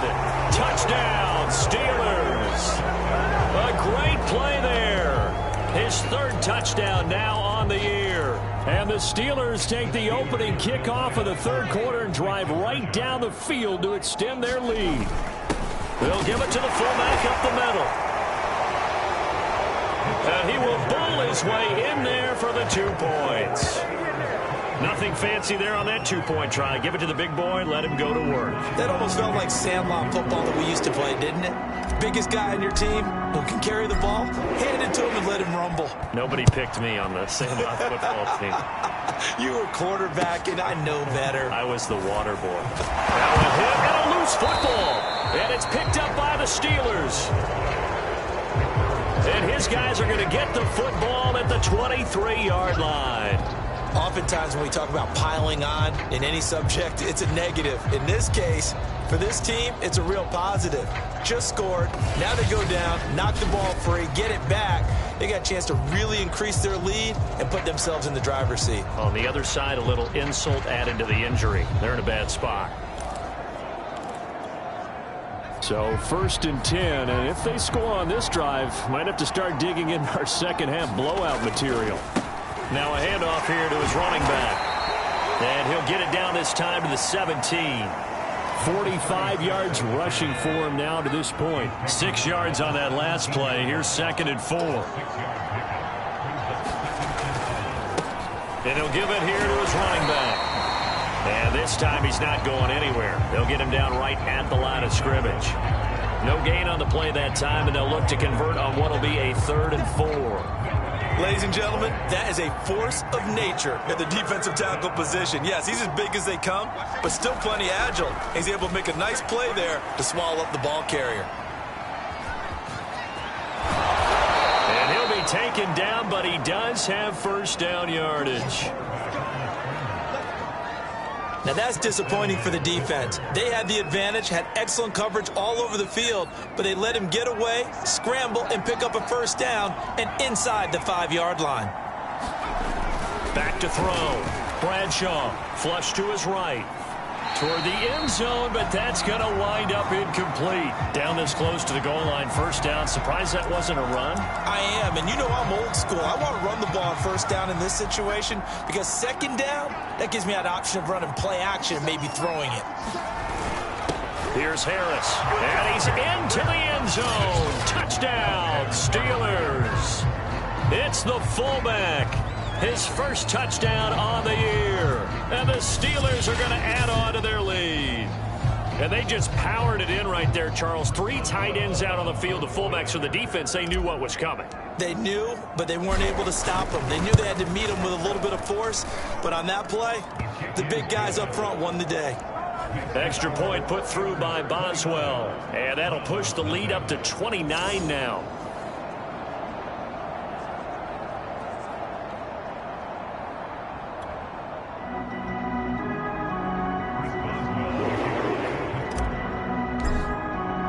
Boswell now to kick it away after the touchdown. A fairly short kick from the 14. And he'll go down as this drive will start at the 25-yard line. Heading out as the Cleveland offense now as they get set to take over here. They are right now just ice cold. I mean, they have struggled big time in this game, and they're getting blown out. How do they adjust? So tough because we always talk about it being a team game, and you need all 11 working well together. But every now and then, partner, you need that one guy who can make a play against all odds that maybe can ignite things. And I think that's what they're looking for right now. Yeah, you talk about going to your playmakers. They probably need to do it. Find someone that you're used to touching the football that makes big plays and give them that opportunity to maybe wake up everyone else. They'll run on first down. Brown finding some room at midfield. And he gets this to the other side of midfield across the 45 before going out. Got to give a nod of appreciation to some of those guys up front over on that left side. Several key blocks sprung him. No appreciation for the guys from the backside that didn't allow any leakage and anybody could run him down from the backside. They're at the kids' table. Okay, so front side guys, good. Yeah. Backside guys, nah. That's what you're supposed to do? I've had better. Okay, either way, worked out quite well, didn't it? A nice sizable gain.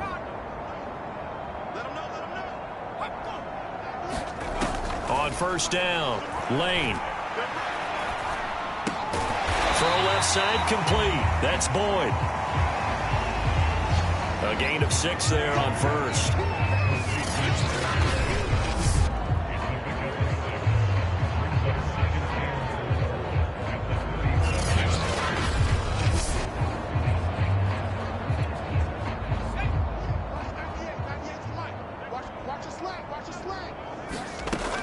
To throw on second down, Lane. And this one incomplete. Threw it down at the feet of his receiver. But the passing windows are just not there. And that's just another example of how great this defense has been all game long. And that's exactly what a top 10 defense can do. They can really change the game tempo and frustrate you as you try to execute offensively.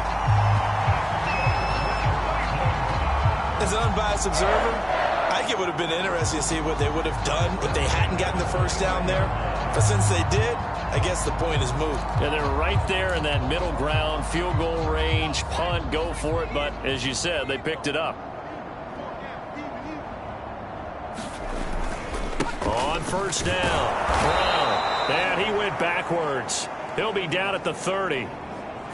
Officially, it's a 1-yard loss. That's going to bring up second and 11. You got to figure the further they fall behind, the more you think that they'll get away from the run. They're trying to stick with it, but the results, they just aren't there. Maybe just a slight detour on what's been a strong drive. Here's second and 11. And it's caught by Hooper. They'll head out of bounds inside the 10. Mark him down at the 9. Well, maybe this offense has learned something from watching their counterparts work. I wonder if their coaching staff said, let's do what they've been doing the entire game, because that's worked well. This offense, they have not looked particularly good all game long. But nice throw. And he'll go down. Brought down at the 20-yard line. He tried to get away, but to no avail, and an absolute killer there. A 12-yard loss on first and goal.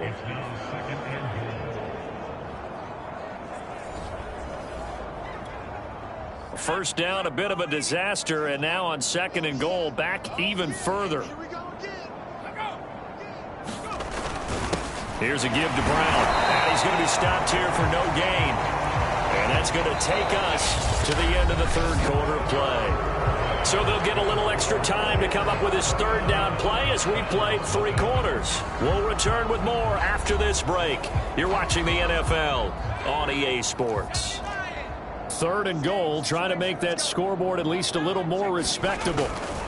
Looking to throw. Under a heavy rush, and down he goes. He loses a full 5 yards there on the sack, and it also brings up fourth down. Fourth and goal.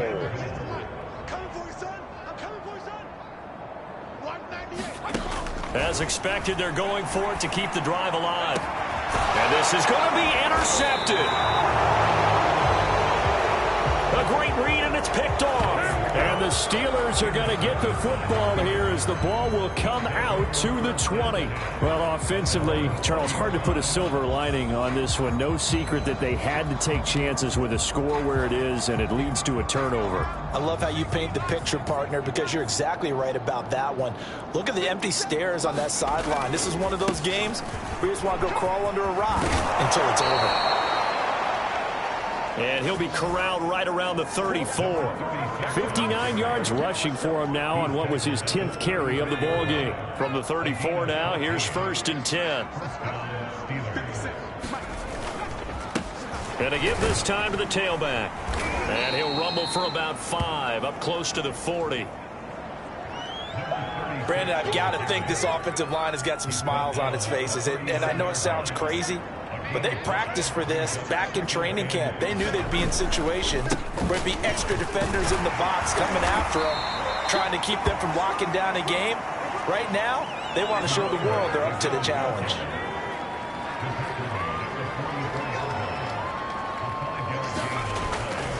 The first down carry here for Johnson. And he'll manage to pick up about 4. It's second down. That's it. That's what you want. Straight ahead positive gain. Just keep that clock ticking. Looking to throw on second down. Bradshaw. He's got the first down and more inside the 40. And he's going to be out of bounds, but not before he takes it inside the 40. Man, defensively, that hurts. They got him out of his rhythm. They had him hemmed in, but somehow he was able to tuck it away and get away for a gain. All runs on this drive so far. It's 1st and 10. Off the play fake. Bradshaw out to his left. There goes a deep ball, end zone. And a flag comes in as that one falls incomplete. Well, let's see who this is on.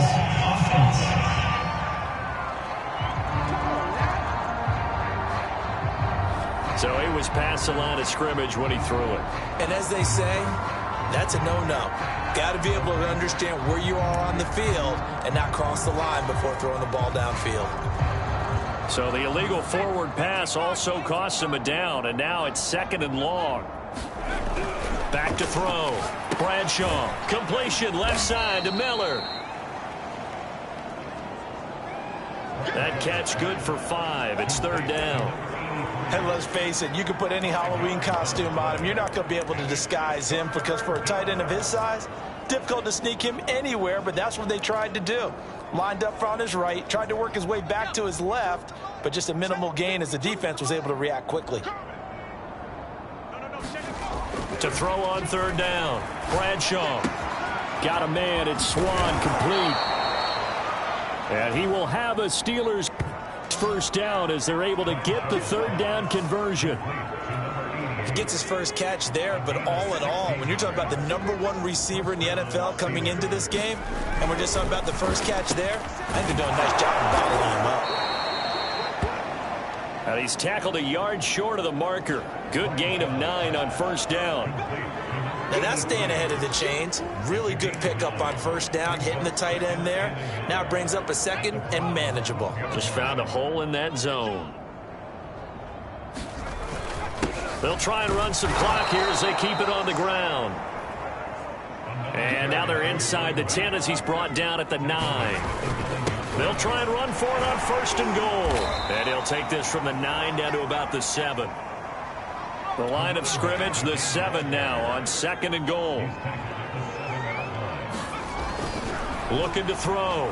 Bradshaw escaping the pressure right. He's going to flip one out here to his running back. And they are going to score again. Yet another touchdown as they just add to their totals. Starting to really smell a 4-0 start right now. Yeah, can't ask for a better first quarter of the season than that. And you're not supposed to look ahead, but guess what? You're going to? They have to, because when you get to if you get to 4-0, you're not just thinking playoffs now. You're thinking about, okay, this team has the capabilities of winning a Super Bowl. They could very well be the best team in the NFL at this moment. I think they played the best. I mean, there have been a few hiccups offensively and defensively, but probably the best team we've seen, right? And has the ability to get better. From a couple yards deep, he'll bring it out of the end zone. And he'll be out of bounds across the 25. And we are inside of 2 minutes left in this lopsided affair. So the Browns in possession of the football here as we get you reset. The Browns drive about to get started. Got a man, it's Brown. And he'll be out of bounds across the 30-yard line. 2nd down at 4.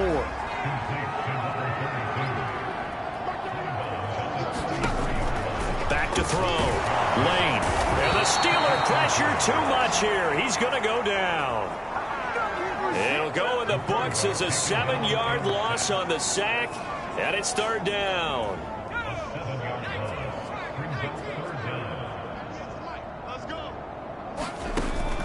Looking to throw. Lane. He completes it to Boyd. And he is going to have a Browns first down as they're able to get the third down conversion. So here's a 1st and 10 at the 38. Back to throw. Lane. And he's going to be brought down here in the backfield. Now the Steelers use the first of their 3 timeouts. It's just their first. They've got 2 more to use here in the final stages. Now then, after the sack, it'll be interesting to see what they have planned for 2nd and 23. From the gun, Lane. He finds his man, complete. That's Brown. The Steelers signal for the 2nd of their timeouts. That'll leave them with just 1 remaining in this 4th quarter of play. And some secondary help here for the defense in the nickel on 3rd and long. Looking to throw. Lane. Oh, had his hands on it, couldn't bring it in. Pretty symptomatic of how this game's been going. This has been a rough one, to put it mildly, for him. And after this one's done, you just feel like in the post-game press conference, this team's going to have a lot of questions and definitely not a lot of answers. And on 4th down, on is the punt team sending this one away.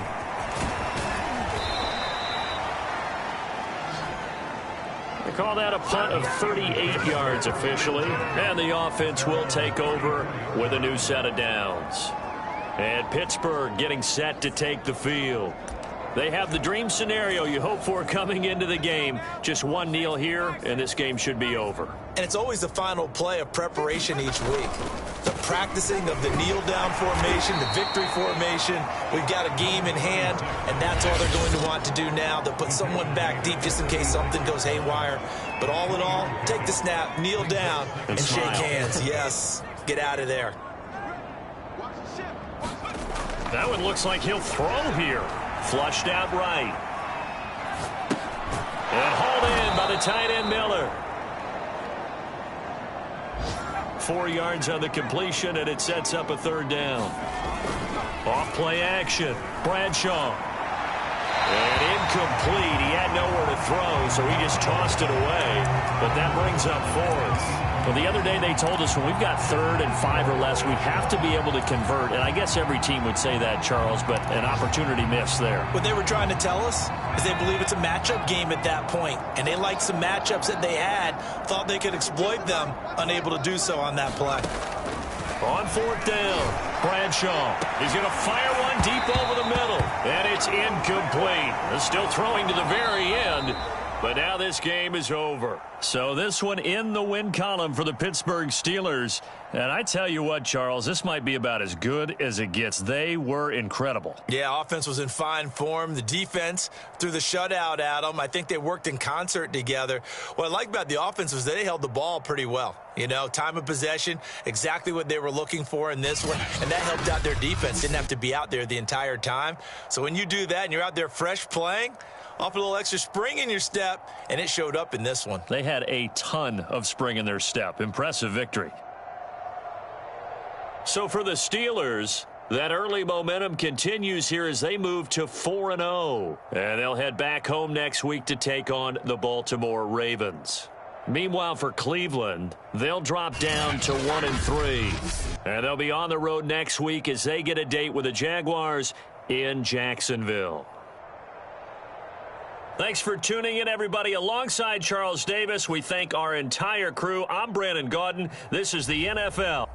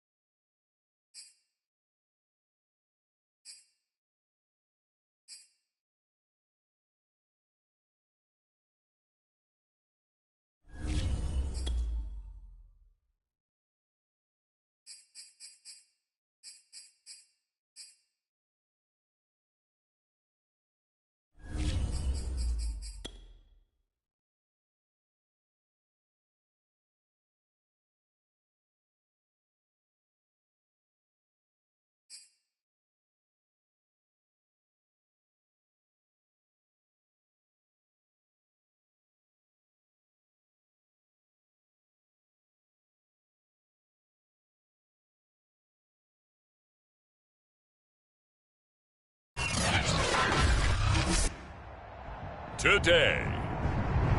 From Hard Rock Stadium in Miami, Florida, it's Week 10 of the NFL on EA Sports.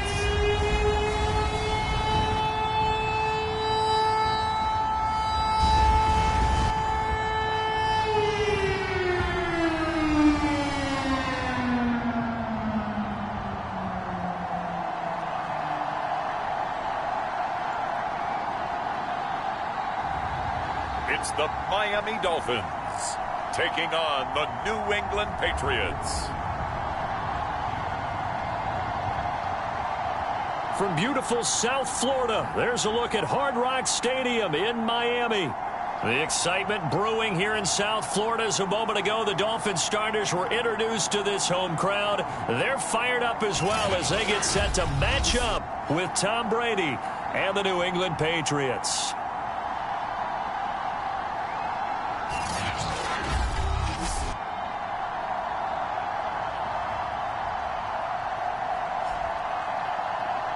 With Charles Davis, as always, I'm Brandon Gaudin. Charles, you talk about storylines in this one. I think it begins and ends with our two quarterbacks, certainly two of the best in the business. And nowadays, I don't think you can get by for long periods of time without a top-flight quarterback.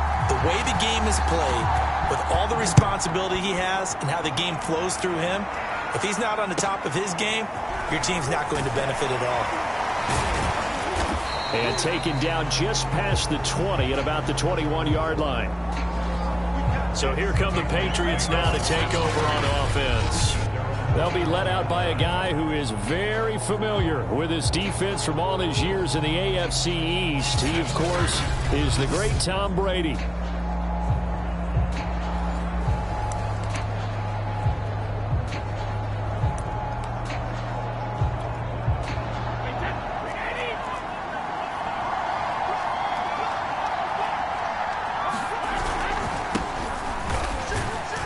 And he'll fight forward on the straight-ahead running for just a couple of yards, second down. These are his numbers from last week's contest. 19 carries, 112 yards, and a touchdown. And the way they ran the ball in last week's game has to be satisfying to their entire staff because they're seeing not just a back gain big yardage, but they're seeing an offensive line really in sync. Brady's throw pulled in by Gronkowski. The reception good for 7. It's third down. I think defensively you're okay with that. Here in the first quarter, he's going to get some catches, but they rallied to him quickly. And that's what you count on, and I like what you just said. First quarter, can you do it all game long? They catch it, you tackle them, they go down on the spot. Because when you're able to do that, and you don't give up big chunks of yardage after the catch, now you put the offense in a position where every series they have to work hard to pick up first downs, and you tend to stall them out when you do that. Gotta say, I was a little surprised to see him, Charles, come out in the shotgun on third and less than a yard. Yeah, but the way the NFL is nowadays, we hardly ever see anyone really run for it on short yardage. So they're going to throw the football more times than not. That was a nice, easy rhythm throw right there, and they pick up the first down. Just a yard on the first down carry, so it's 2nd and 9. This defense for the Dolphins, they were very strong in the win last week over the Giants. It was a little bit enlightening talking with the defensive coordinator about their performance last week because the feeling was that it was a good, solid performance. They did what they needed to do to get the Giants into a double team, and it's intercepted. Picked off at the 47. And the Dolphins are going to get the football here as they force the INT on the game's opening drive. So here come the Dolphins now as they get set to take over on offense. And a glance here at the man calling the plays under center, their 6'4" quarterback. I love today's NFL because it is high-flying, big-time action, some risk involved. But how about him eliminating all that last week? 3 touchdown passes, incredible yardage. Yeah, almost 400. Big-time game. And this will leave him a yard short. Nice pickup of 9 yards on first down.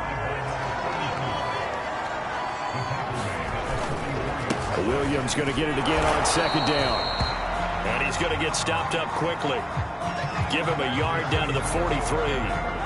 All right, Charles, we've spoken about this offense plenty, how great they've been all year. 9-0 now, into the back half of the season. Super Bowl favorites, without a doubt. I think everyone agrees on that. What do you think is the thing that most stands between them and a perfect season? I think it's themselves. I think it's their team, how they approach things, how they conduct themselves during the week, practicing, getting ready, and then going out and playing. Can't take your foot off the gas pedal at this stage. Doesn't matter if it's a weak team you're playing or not. Look, when I talk with one of the best golfers of all time, he told me he never played against the field. He just played against himself and his own standard. On 1st and 10, it's Marino, eluding the pressure right. And his throw is incomplete. Well, they've got man coverage on the outside, and my scouting report on these DBs tells me that they love to take matters in their own hands. They want man coverage, not zone. And there was good coverage there that forced the incompletion. And the lane closes up quickly as he'll get about 3 down to the 38. Pretty good little two-play sequence there. You force the incompletion, then a very short pickup. Yeah, now maybe you bring in an extra defensive back or two because you want to try and defend on 3rd down. They like to play those nickel or sub packages, don't they? And he's going to have the 1st down yardage as he's down at about the 30-yard line. And the tight end is certainly a position built to move the chains because they can control space underneath. If they've got good hands, then, of course, they're a dynamic target. But one other thing is they're right in the sight lines of a quarterback on just about every play. And that makes it easier for the quarterback to pick him out and deliver. Pretty darn good, as you see right there on your screen. I'll echo that. Darn good. 2 touchdowns, right? And the ability to be in sync with each other, right? To understand that he's going to be where the quarterback expects him to be when the ball's thrown. Looking to throw again on 2nd down. Marino. He'll have a 1st down inside the 10. And he's down inside the 5 at the 4 before he's out of bounds. Obviously, a big play was needed, and you can see his eyes light up as he realized there's absolutely no one in front of him. And he takes off and goes a long way. Not only does he pick up a 1st down, but a big gain to boot.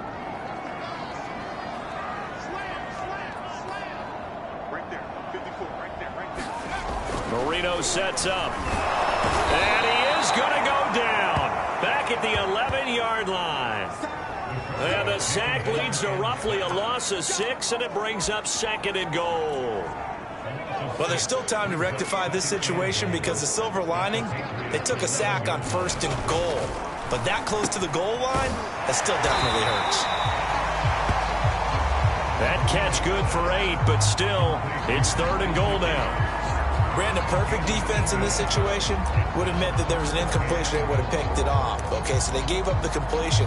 But I really enjoyed watching how the defense stayed in sync, stayed in great communication. And as he dragged across each zone, you see him pointing, communicating. There he is, and they passed him off to each defender. Ended up making a nice play, even though it was complete. Yeah, he pushed forward, but I don't think it's enough. He's going to be about a yard short. He needed 3. He got 2. Now that'll set up an interesting situation here on 4th and a yard. Came up about a yard short, but I can't help it, Brandon. I love it when the big guy gets the football and he tries to battle his way forward. There's something about those guys carrying the ball and watching people trying to stop them. That's just great theater. And again, they'll go right back to their fullback. Take it in for a Dolphins touchdown. His 10th rushing touchdown on the year, number 13 overall. And the Dolphins are going to take a 1st quarter lead. One of the keys to their long winning streak has been scoring first. An ideal drive right there, getting the first 6 points of the ball game. Do you go back to our meeting with the offensive coordinator? What he told us? Absolutely. With some teams, I script to probe in the early part of the game. Other teams, I script to attack. They've been in attack mode for these ball games and continue that in this one. Jason Sanders now for the extra point.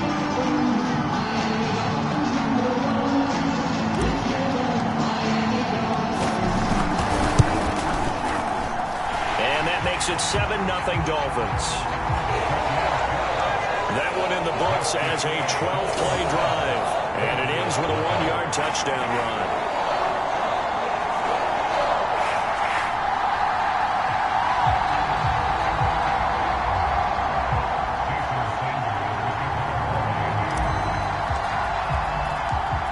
After the touchdown, ready to kick it away is Sanders. This one fielded at the 5. And makes it across the 20 as his guys will set up shop at the 23-yard line.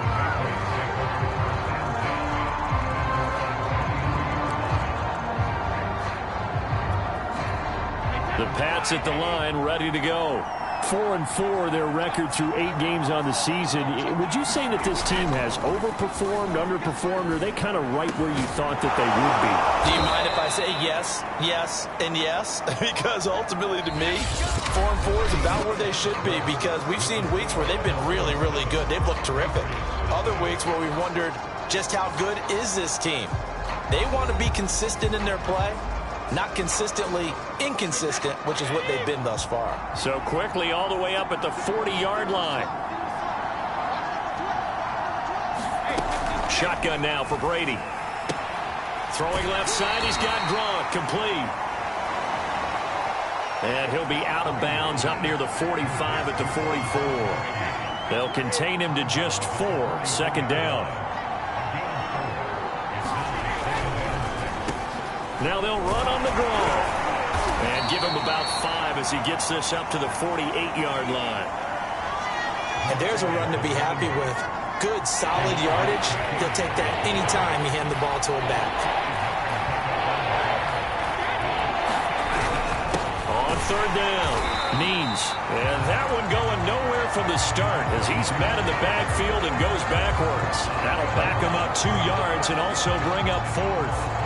The Patriots send out their punter as he's on to punt for the first time this afternoon. And he gets it away, a directional kick going toward the sideline. And this one will not be returnable as it sails out of bounds.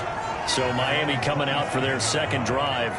They are, for the moment, the best team in football, 9-0 entering play here. And, Charles, I don't know if we'd call them a surprise 9-0, but the way that they have been winning definitely opened up a lot of eyes around the NFL. Well, what we've seen from them so far this season, you can't stop them on offense. You can't score on them on defense. So, to me, if you're going to play against them, you have to bring your best game and hope they throw a clunker in that day to give yourself a chance.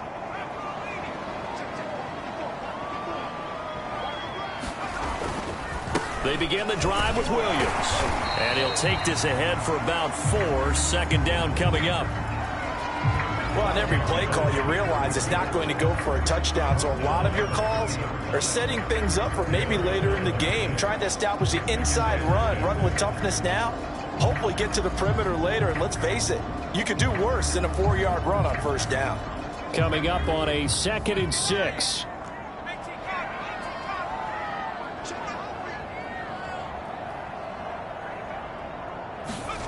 Now it's Marino. And that is incomplete. Oh, man, that was close. The opportunity to change momentum, big play, right in his hands, unable to come down with it. A sigh of relief, no doubt, on offense that fell harmlessly to the ground. The Dolphins on third down. They've been okay, 2 for 3 thus far. This will be 3rd and 6. They'll hand it off now. Williams. And he will be very close to a first down, but I see the closed fist of the referee, and that means 4th down. That's a really nice job by them picking up the run blitz and detecting it and blocking it and turning it into a nice run. And a lot of times you think if you blitz a running play, you're going to smother it. But a lot of the blitzers, they come in a little bit high. They don't have great leverage, and they're easily blocked and turned to the side. That'll be a 43-yard punt, just a single yard on the return. And the Patriots take over. Out comes the New England offense to see what they can do this time. And they are back to 500 on the year, got the win last weekend, and it's one that kept their playoff hopes alive. And if you do have those hopes, 500 is not where you want to be at this point of the year. Now, we know they've battled through some rough patches this season, so it now comes down to how they're going to finish. Not out of it, can't afford any more misstep. Looking for Gronkowski, and it's intercepted. Bernardrick McKinney, the linebacker, picks it. And they're going to be set up in the red zone right around the 17-yard line. And they'll take possession already in the red zone and in a great spot to add points to the scoreboard. And, Brandon, how many times have we seen a defense with a lot of field behind them get even more aggressive, right? They feel like they've got them not pinned down, but in a favorable spot for them, and they took advantage of it there. Got a nice interception and set up their offense in great shape. So from the 17 now, here's a 1st and 10.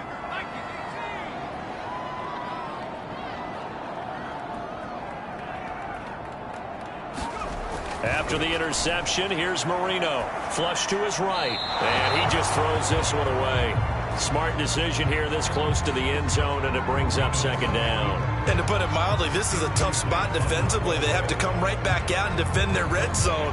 But how about that good first step towards forcing them to settle for at least 3 points? I think they're also thinking bigger right now. Imagine being able to stop them totally and change the momentum. On 2nd down, Williams. And he's going to be met at the line of scrimmage and taken down. The Dolphins on 3rd down. They've hit 2 for 4 thus far. This is 3rd and 10. Out of the gun, it's Marino. Oh, this will be incomplete. The rush gets home just as he was letting that go. That could have been worse. Instead, it's 4th down. 3rd down is the down. Both sides know they absolutely have to win. And the name of the game for the defense is pressure on the quarterback. But pressure on the quarterback with contact, that's how you end up winning it.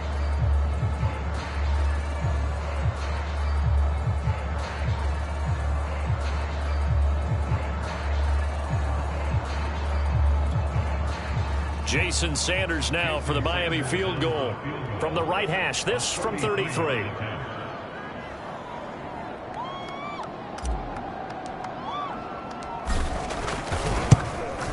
Sanders' kick is good. And the lead moves to 10-zip.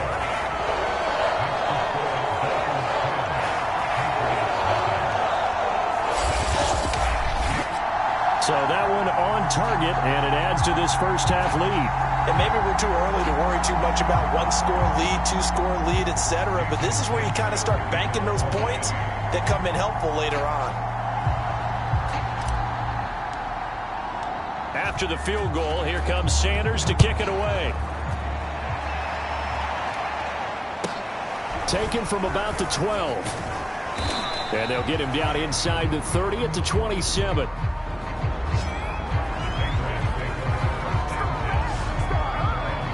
Tom Brady leads the offense out for their next possession. He and his team, they have had a rough go of it here in this first half. Maybe time for him to put his foot down here in the second quarter. Put his foot down and become a little more accurate throwing the football. He's already thrown 2 interceptions. He's trying to find a way to equal things out. And instead of it going to the opponents, get it to his own receivers and find the end zone. Yeah, you mentioned those 2 picks. No touchdown passes yet either. They'll run on first down. Means. And not a whole lot doing there as he'll get it up to about the 28-yard line. Just a yard on the pickup there, and it'll bring up a 2nd and 9. Throwing now is Brady. It's complete. He finds Falk here. And they'll wind up getting this to the 37. Gain of 9.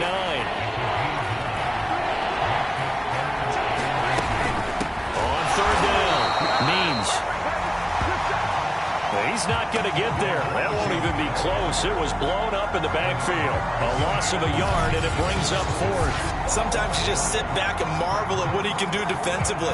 Speed, strength, quickness. He's the whole package. And that package just wrapped up the runner for a loss.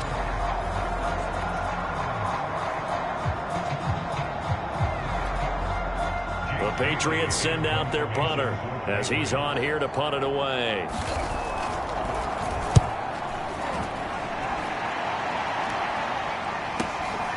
He'll return it from the 6. A minute 55 left to go in the first half of play.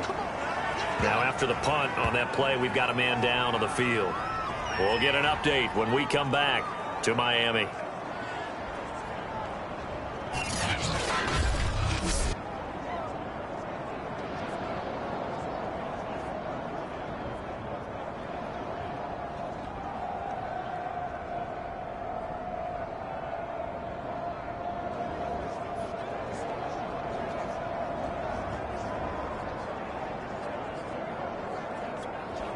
A reminder, coming up at halftime, we'll send you up to Orlando. Jonathan Coachman is there, and he'll have stats and scores from a busy Sunday in the NFL.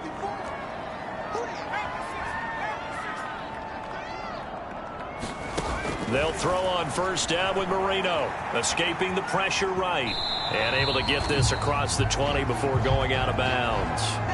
He'll get 3 yards on the scramble there at second down.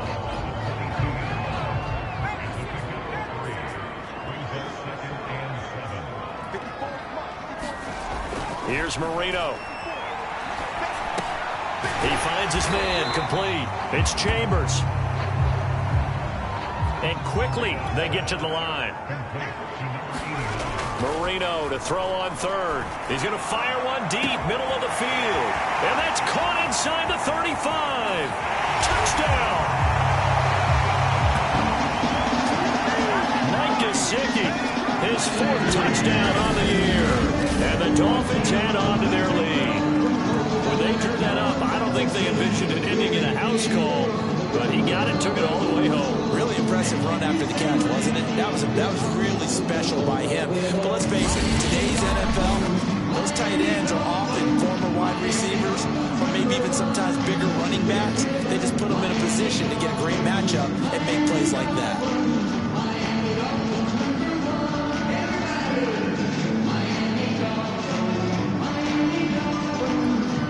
Sanders on for the extra point.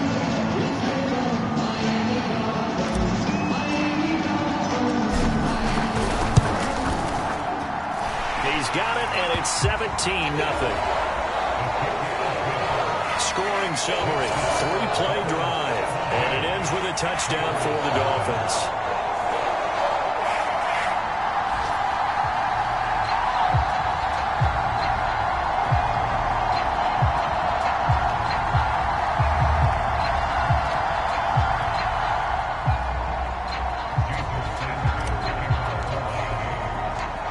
After the touchdown, ready to kick it away is Sanders.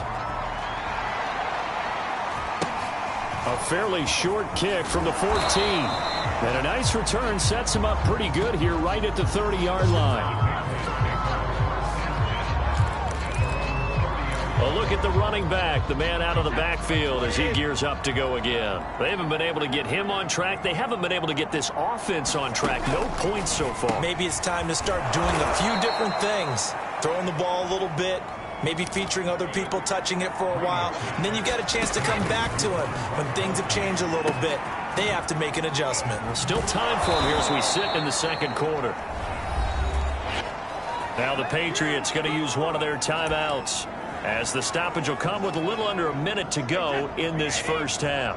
1st and 10 here. You know, if they could just get 3 out of this, there's something about narrowing it to a 2-score game at half that makes it feel like much less of an obstacle. And he's able to get this one out closer to midfield across the 45.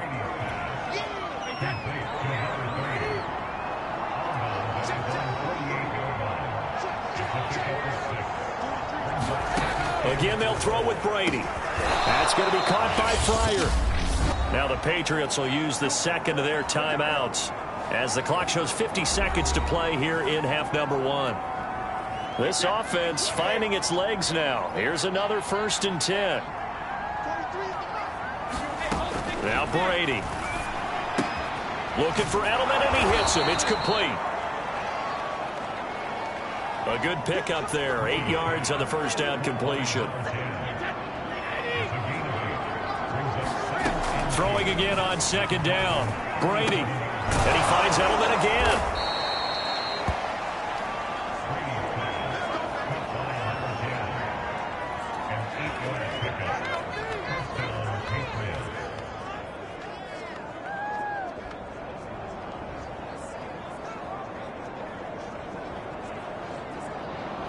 And they line up now for what will likely be the last play of the first half. Now a timeout. 7 seconds left in the first half.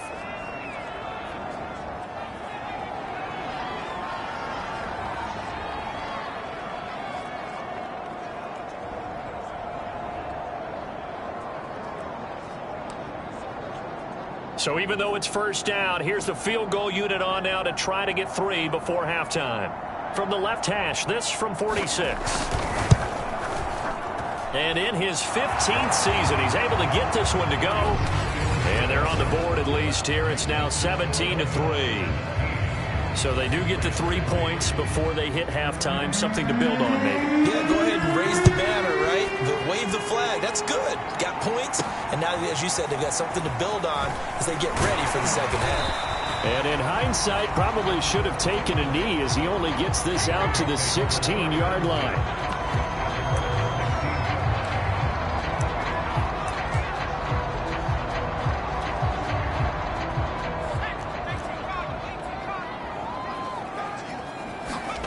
Final play of the half. It's Marino. Flushed out right.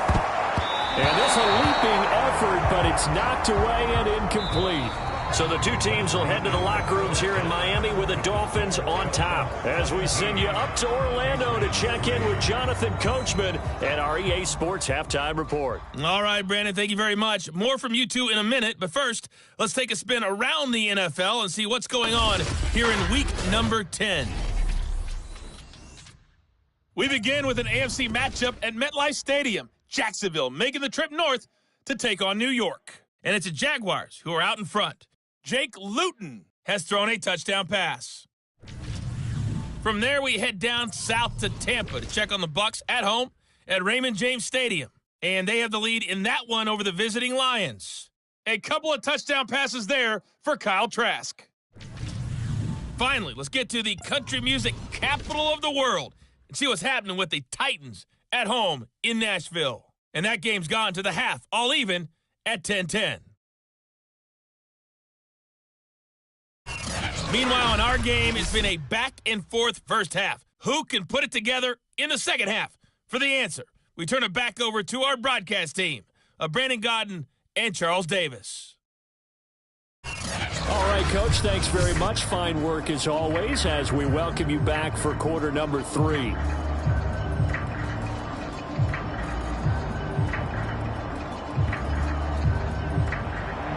The Dolphins in front, and they'll be in possession of the football first as the second half gets started. This will be brought out from the middle of the end zone. And the decision to come out of the end zone is going to cost him 5 yards as he's taken down right at the 20. So now the Dolphins set to take over on offense. They are working on that very impressive 9-game win streak, looking to get it to 10 as they've got the lead here, 1st and 10.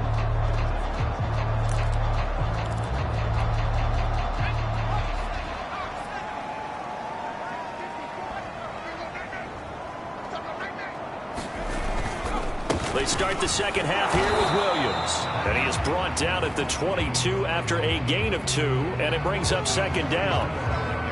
From the 22, here's 2nd and 8.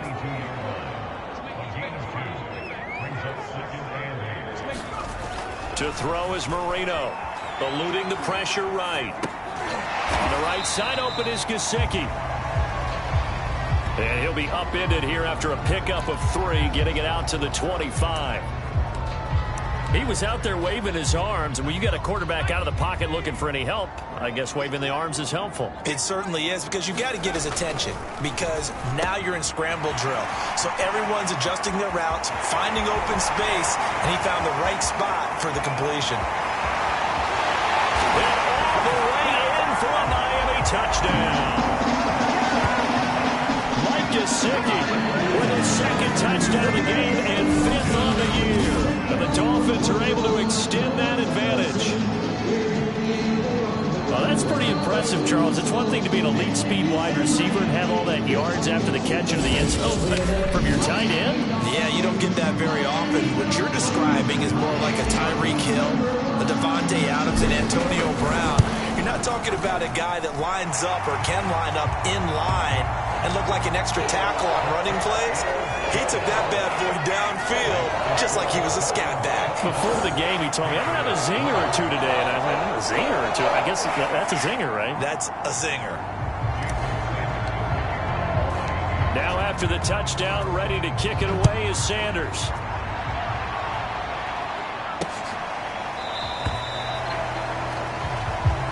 And this will not be returned. It'll come out to the 25. Here comes the Patriots offensive unit. They'll have it first here to begin the third quarter. They're down 3 touchdowns to this point, needing to put something together as they have it 1st and 10.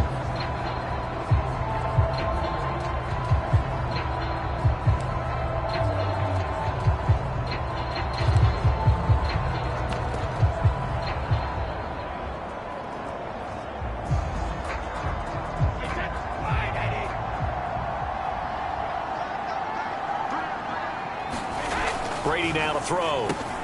Open man, Gronkowski complete. He's going to be dropped following a pickup of 7 past the 30 to the 32. And Brandon, as you know, sometimes it's a lot tougher to run with these tight ends nowadays in the NFL. They're just bigger wide receivers.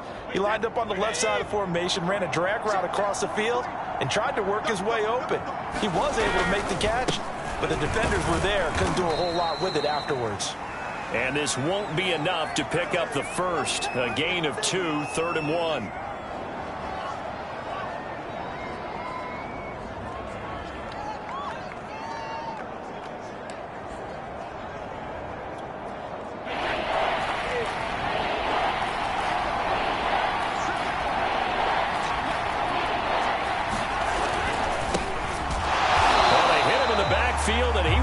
Escape, and that is not going to get it done. That'll make it 4th down after a loss of 1. I see a shake of the head as he gets up, and you've got to imagine he's thinking, guys, you got to help me out. He's hoping his team can read his thoughts because he definitely needs some assistance.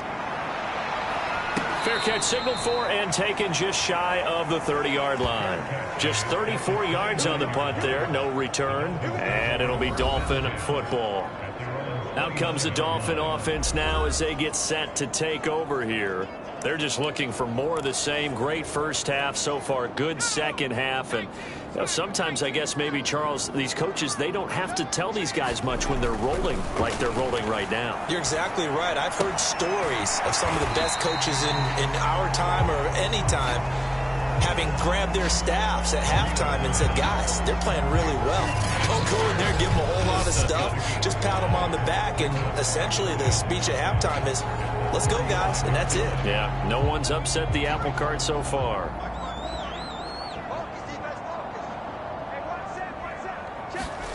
From the 35 on 2nd down, Marino. Throw left side here, complete to the tight end, Gesicki. Only 3 yards on the catch. It's 3rd down.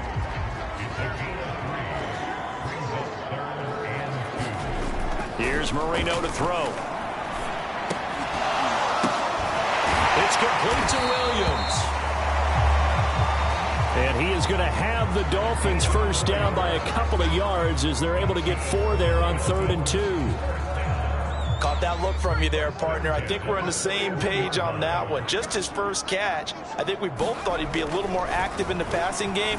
Let's see if that's the start of them trying to get the ball to him a little bit more here in the second half. So the big play gets him all the way down to the outskirts of the red zone here for 1st and 10. And he'll get about 5 here as he'll take this down inside the 20-yard line. The first down run got 5. Here's 2nd and 5.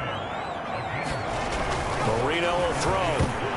And a dangerous throw there as that's knocked down and incomplete. Receiver coaches preach to their guys all the time. Separation, that's what's going to make the play successful.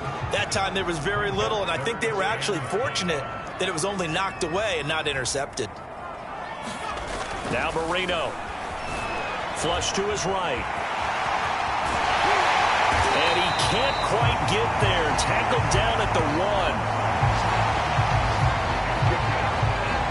These type of plays are backbreakers for a defense. They thought they had him hemmed in, thought they were going to get him on the ground with the pass rush, but were unable to do so. He gets away, picks up a big first down, and sets up 1st and goal inside the 10.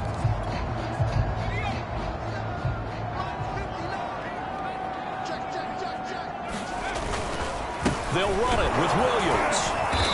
And they will stop him after a fairly minimal pickup. No gain on the play that time, and it sets up 2nd and goal.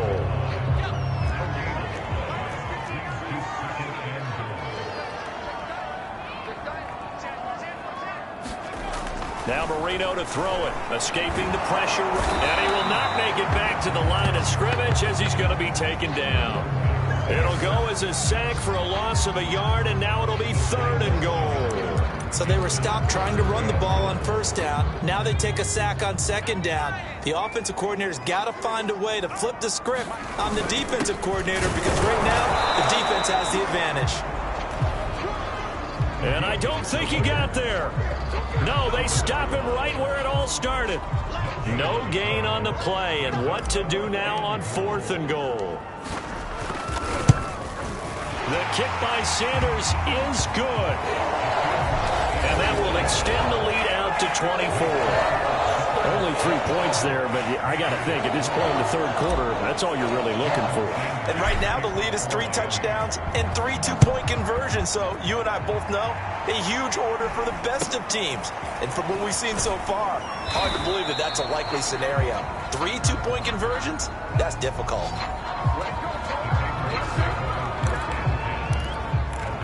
New England's offense set to go. They have been struggling. I would imagine at halftime they went through some possible changes. Well, those changes aren't working, so now where do you go? And Brady going to be intercepted a 3rd time. Picked off at the 30. And he will take this down to the 10-yard line.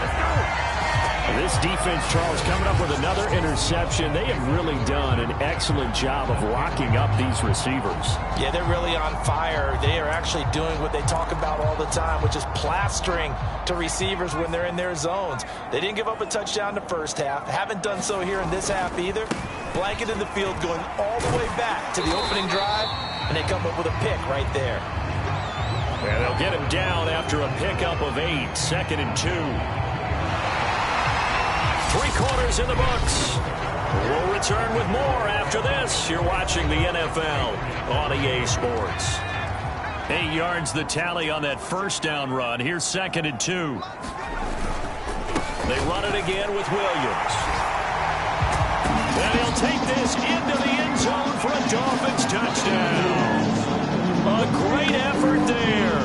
With touchdown number 12 on the year.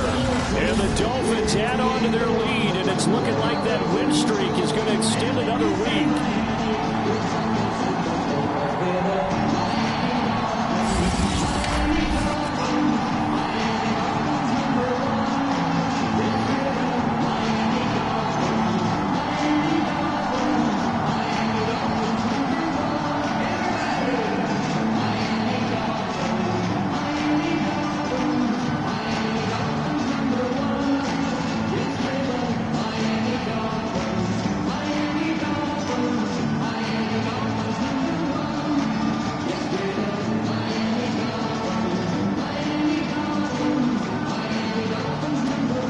Sanders now to add the extra point. Now this one was over a while ago as they just add on to their big lead. They had the short field and they made quick work of it. Just 2 plays to get into the end zone.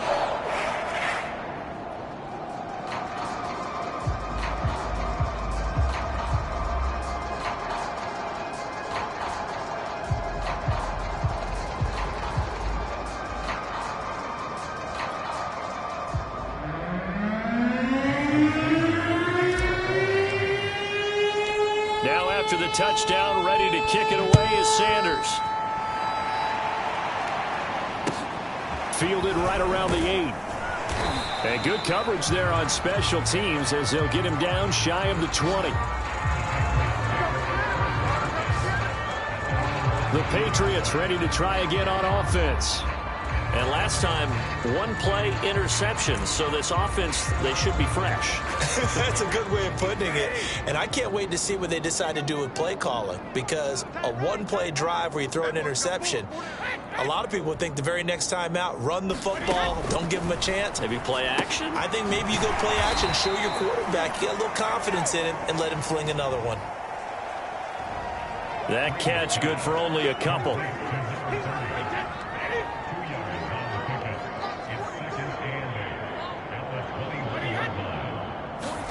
To throw again on 2nd down. Brady. To the right side, and he's got Edelman. It'll be a loss of 2 on the play, and it'll be 3rd and 10.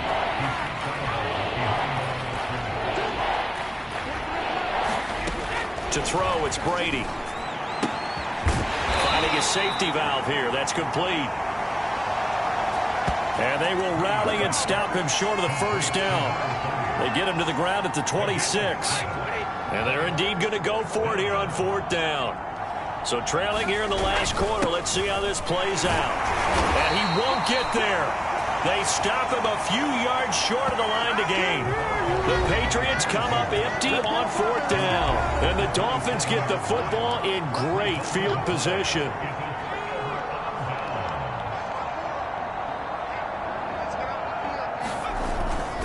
Now a first down carry. It's Williams. And he's going to take this ahead for right around 3 yards, but no more than that. 2nd down. 3 yards on that last carry. Here's 2nd and 7. They're going to look to throw. Flushed out right. This is caught. Touchdown, Dolphins. Jalen Waddle, his 3rd touchdown now on the year. And the Dolphins are going to be moving to 10-0 as they add on to this big lead. As that lead just swells and swells. Look, this has been dominance in all 3 phases, offense, defense, and special teams. So don't we have to give a lot of credit, not just to what we've seen today, but the preparation in advance, coaching staff, commitment by the players to the game plan, and being ready to go in this one? You're exactly right. Clean sweep. And, boy, they're going to celebrate this one after it's over. And on the other side, this is the game film you just flush and never go back and review. This one fielded at the 5. And no chance to get away as they'll get him down at about the 17-yard line. The Pats at the line, ready to go. And last time out, went for it on 4th down, turned it over, gave them great field position, turned into 6 points, so they've got to recover here, Charles. It's amazing what one decision can do in the chain of events, right? The decision to go for it on 4th down, it caused every bit of it, but it showed confidence. Hey, I've got confidence in you guys. Go pick it up for them. Didn't happen. Also showed confidence in the defense. They didn't pick up their end of the bargain, so now they've got to come back out and start over and rebuild that confidence.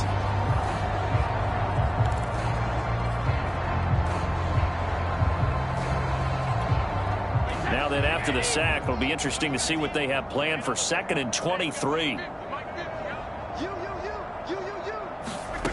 Working from the gun, it's Brady. And incomplete. You definitely would like to have hit on that one because now you've got a 3rd and long showing up, and you just know defense is going to be getting after it. They are pinning their ears back, and they are coming.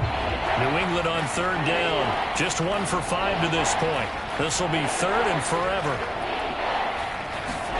Back near his goal line. Here's Brady. Over the middle, complete. That's Manning. He'll get 17 back there, but it'll still lead to a 4th down.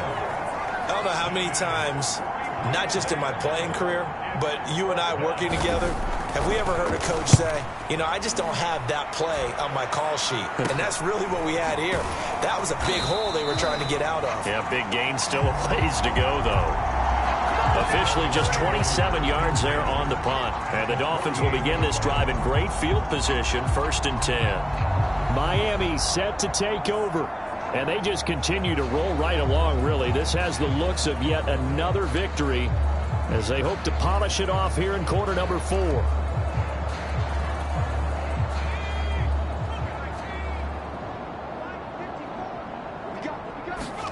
Marino will look to throw on first. That's complete to his tight end, Mike Gesicki. And he's going to get a solid gain of 9 before being brought down. 2nd and right at a yard. He'll buy some time right. Now he's going to throw deep right side. And that's going to be incomplete. Good effort there trying to take a shot, but it's 3rd down. I know he was trying to get the completion downfield, but the way this game has gone, with a few of the runs he's made along the way, He should have kept the ball and taken it with his feet downfield. That's the big play that shreds a defense. Instead, he thought to himself, I'm a quarterback. I've got to throw it. He bailed out the defense with that incompletion. He's been the go-to guy. They needed a big play there on third down. Went his way. It worked out. Doesn't matter whether they've scouted it or that they think he's going to get the ball. He has a knack for finding his way open. And he can't find a receiver, and he's brought down. They're going to hurry back to the line now. After the sack on first down, Marino. And a quick throw here that's complete. And he's going to be brought down by the face mask. Here come the flags. This is going to get him a first down. Face mask, defense. They're down here in the fourth, and that personal foul penalty is not going to help. No, in these types of situations, players will tell you that's extra intensity. From where we sit, it's actually frustration, not a good play. So the penalty yards marched off on the face mask. Here's 1st and 10. Back to throw. They'll get this to his tight end, Gesicki. And they'll have it in the red zone before he crosses over out of bounds.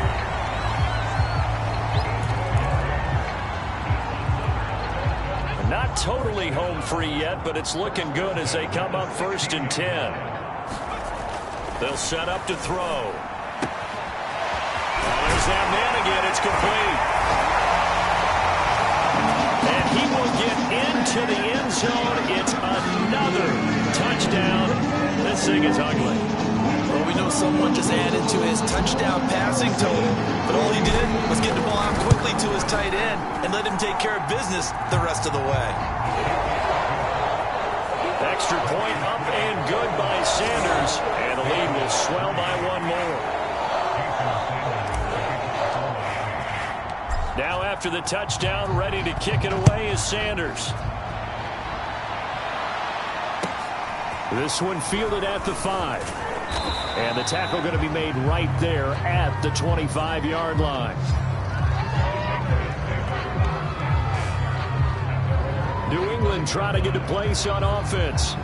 These guys had to punt their last possession, and that's become too familiar of a refrain. Too many of these drives just wound up going nowhere. Well, you know how in baseball, when the pitcher gets a base hit and he's on base, they bring his jacket out to him to keep him warm? A lot of times the punter goes to the sideline, puts on sweatpants. And the Dolphins rush, gets home, down he goes. And we are inside of 2 minutes left in this lopsided affair. So the Patriots with a football as we get you reset. They're looking at 2nd down now as they search for a consolation score. And he's got Edelman on the out route. That's complete. That catch good for only a yard, and it'll be 3rd down. To throw is Brady. Had his hands on it, couldn't bring it in. Pretty symptomatic of how this game's been going. That incompletion is not a surprise with the way that this one has gone, and the frustration, the body language is evident everywhere. This team, they've really been put through the ringer in this one. On 4th down, the punt team is on as this is sent away. Officially, that'll be marked down as just a 28-yard punt. And this offense, they're going to have excellent field position. They take over with a 1st and 10 on the short side of the field. Miami's offense set and ready to go. And it's all but certain that this win streak is going to extend another week. Just another tremendous performance in this one. Eluding the pressure right. And he's got his tight end. It's Mike Gesicki. And now it looks like they're going to be in the hurry-up.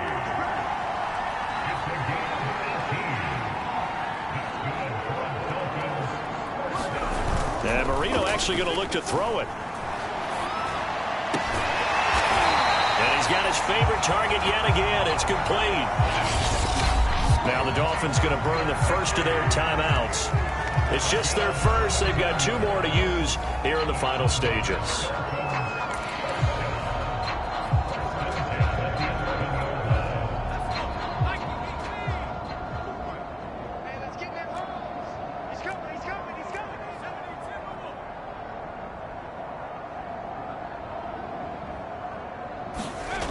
They'll drop to throw. They'll roll him out right.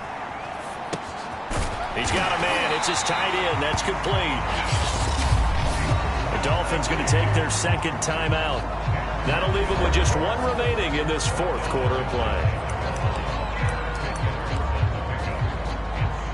Keep in mind they can still get a first down here as they come up on 2nd and inches. Well, they've gone to their fullback quite a bit. He'll get it again. And they are going to score again. Yet another touchdown as they just add to their totals. So what can Marino do here as he leads his guys up going for 2? They're going to try and run. And, boy, talk about adding insult to injury. He's into the end zone to tack on 2 more. Personally, I'd rather see him kick the extra point there than to go for 2, but it almost feels like there's a story within the story here. I mean, this isn't college. You know, size of victory, that matters in those games. Here, all you have to do is win by 1 point. That's all that you need. Instead, they go for it, get 2. You got some pretty ticked off folks on the other sideline now.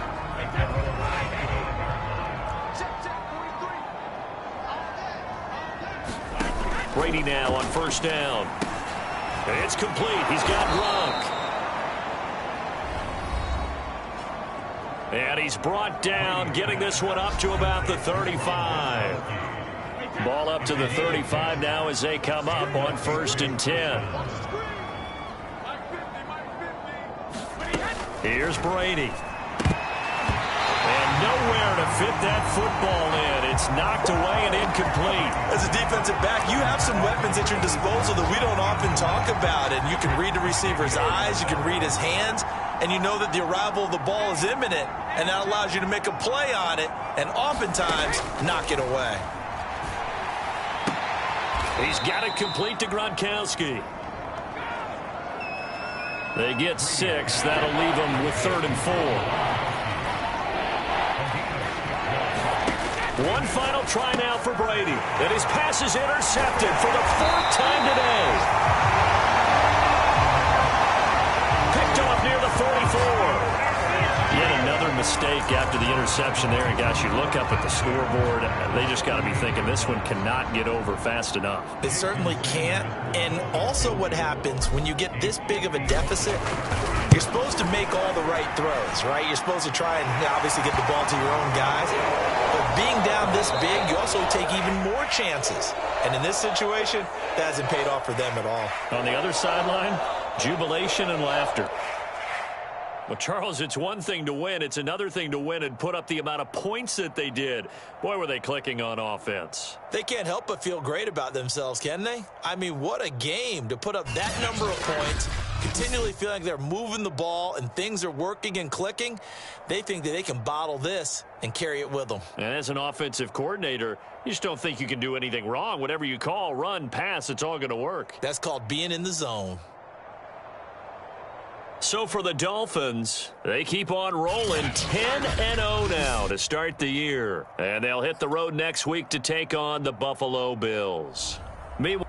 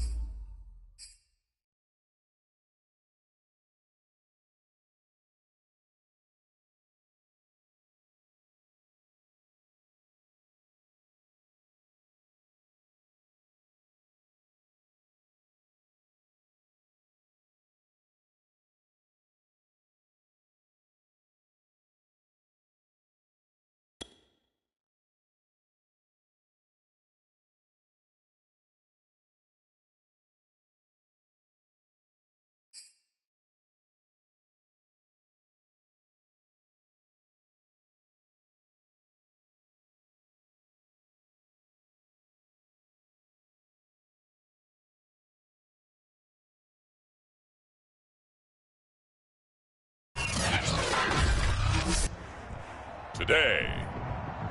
From Heinz Field in Pittsburgh, it's Week 5 of the NFL on EA Sports.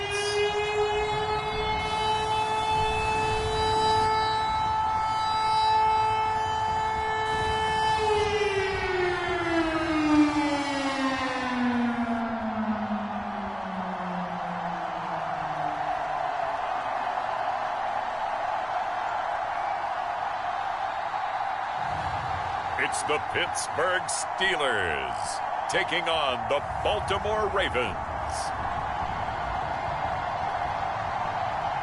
We've got clear skies and brisk temperatures. You know what that is? That's perfect fall football weather here at Heinz Field in Pittsburgh, PA. They love the black and gold here in the Steel City, and a few moments ago, their Steelers emerged from the Heinz Field tunnel. They're set, we're set, as the Steelers are ready to do battle with the Baltimore Ravens.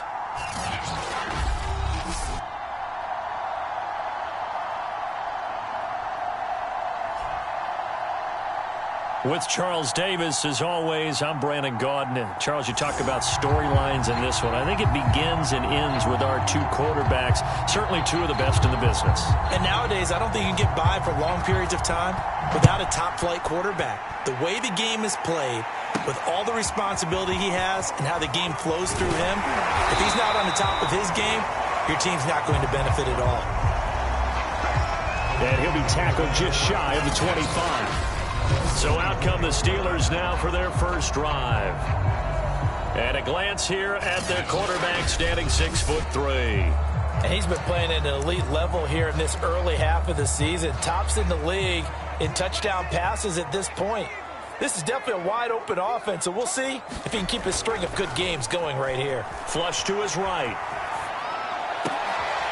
He's got it to Swan, complete. And he'll take this to the other side of midfield before going out of bounds. And early on, they're picking up right where they left off last week. And I know a lot of coaches say each game is its own. You don't really have carryover. This feels like carryover. So much confidence from the previous game that they're using to their advantage now. And that is knocked away in the middle of the field and incomplete. Nice play there to force the incompletion. And to me, one thing's for sure. When you're the underdogs and you're playing on the road, you absolutely have to get takeaways. You've got to get the ball from them. Yeah, win that turnover battle, going to be key. They didn't get one there, but you get the feeling they keep making plays like that, they might just get a few. Yeah, once you get one, defensive teams think they come in bunches. He turned that into a nice gain, gets him 8 yards closer for third down.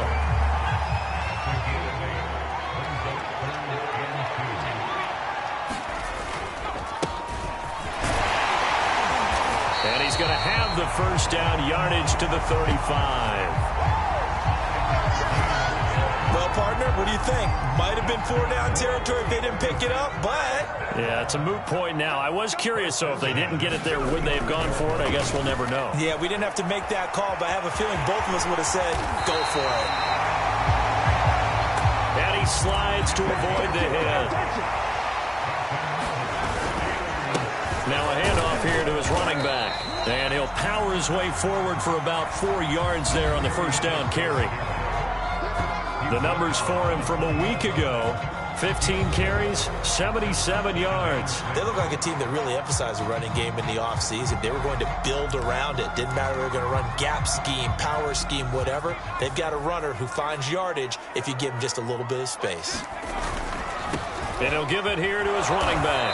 And he's only going to get a yard from the 20 to the 19. Not a whole lot there. The defense was ready, it looked, for that run-pass option. You get the sense that next time he has that opportunity, he may keep it himself and get to the perimeter. Probably owes his back a little bit of an apology on that one, huh? And he's able to pick up the first down before he's tackled right at the 10. Had a chance to maybe limit them to 3 if they could have gotten that stop there, but a new set of downs. And with a new set of downs, you got to take the mentality of the whole thing. Right now, everyone's looking at the offense and saying they've got the advantage. The best defenses just say, okay, new set of downs gives us another chance to make a play ourselves and maybe change things up. That was the 9th play of the drive, and they pick up 9 yards with it. I like it, I like it, I like it. Get everyone involved in the passing game, and you know you can create those great mismatches throwing it to your guys out of the field. And he's going to take it in for a Steeler touchdown. A great play there. His second touchdown on the season. And the Steelers take the ball down the field and score on their opening drive. A long opening drive, but a very successful opening drive.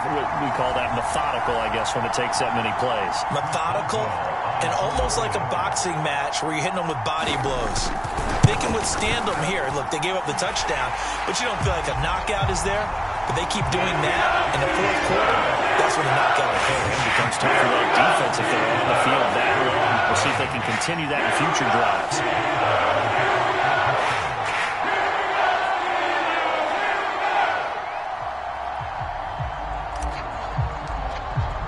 Boswell now to kick it away after the touchdown. Taken from about the 12. And able to get this across the 20, but not much further as he's dropped it to 23-yard line. The Ravens offense going to work, and as usual, it's Lamar Jackson, the former MVP of the league, at the helm. And this is a game for grit, determination, and somehow finding a way not to panic. What a horrible start for them. I mean, they haven't won a game yet.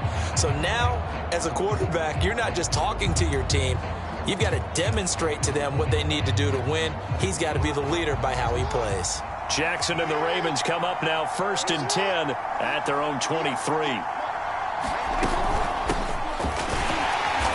And he got blown up on that play. Back at the 20. 2 yards the loss, 2nd and 12. This defense is a difficult one to prepare for, one of the best in the league. They'll come at you from all angles, and they did a nice job there stopping him for a loss. The opening play of the drive goes backwards. Now they'll come up on 2nd and 12. They go play action now. Jackson. That ball caught. It's Mark Andrews, the tight end. And they're going to get this beyond the 40 before he's taken down. And we're going to have a break in the action. As you can see, Mark Andrews is yet to get up. We'll check on his status when we get back. Now Lewis here on 1st down. A look there at his numbers on the ground a week ago. Pretty good as he found himself in the end zone on 2 separate occasions. And those are the most important numbers because no matter what you pile up prior to the goal line, getting in is all that matters. Putting those numbers up on the board, and they love them when they're 6s. And he'll get it into enemy territory just across midfield at the 49. So on the other side of the field now, it's 1st and 10 as they've got things rolling on this drive. On the handoff, Lewis. And they'll get this just to the 47, 1-yard gain. This defense for the Steelers, they were very strong last week in that win over Cleveland. And the way they did it was by getting after the quarterback. Sacked him 7 times in that game. Came from all angles, created a lot of illusions, and especially just beat them man for man. That's the kind of defense that really frustrates an opponent. And they'll need the 39 here for a first. This is 3rd down. Here's Jackson to throw. Into double coverage, and it's intercepted. Picked off near the 44. And he brings this one back. It's a pick-6 for a Steeler touchdown. And this defense looking like they have come to play the pick-6, and just like that, it's 13-0 early on. Well, go back with me to our training camp visits. What do we hear during these drills? Pass. Ball's in the air. And then my favorite. Oski. That's the interception. That means everybody finds someone to block them legally, stay on your feet, and they get it done. Touchdown. Boswell for the extra point.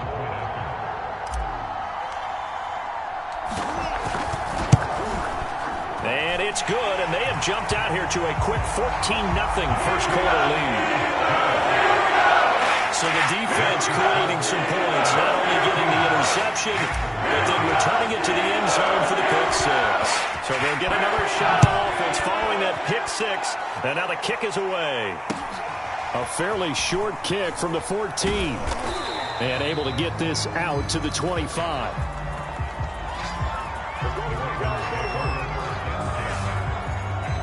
This Ravens offense heads back out there, led by Lamar Jackson. And now, Charles, this becomes a pretty important second drive for them. They're already down a pair of scores here in the first quarter. As you noted, they're down 2 scores, and to me, they're down a possession or a service break if this were tennis, right? Because they just gave one up. Only their second drive now. Run their offense, try and get back into the game that way, and then look for some help from their defense. Trying to forget about that pick 6 last time out. And not much to speak of. Call it a 1-yard gain up to the 26. 14-0 the score. This is the NFL on EA Sports. Now it's 2nd and 9.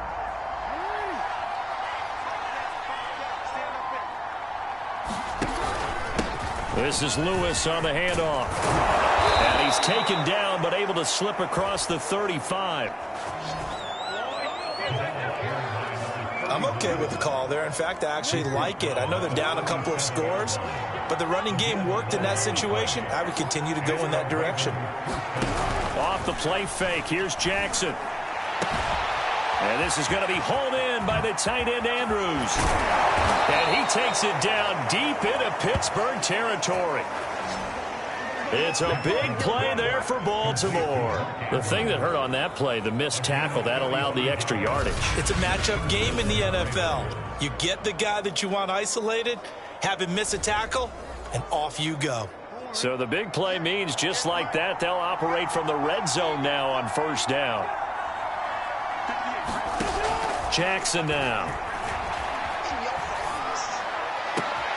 And this is caught. Touchdown, Baltimore.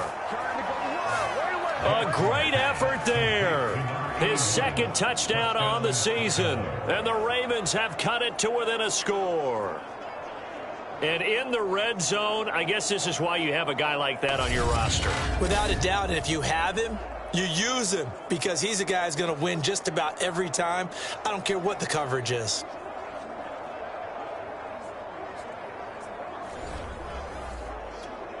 Point after here coming up.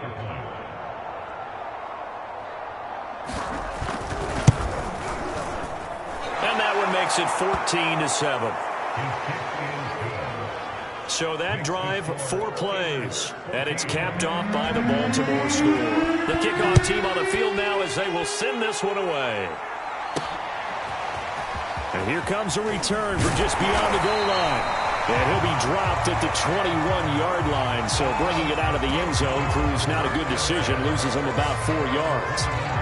So Pittsburgh retakes the field for their second offensive possession.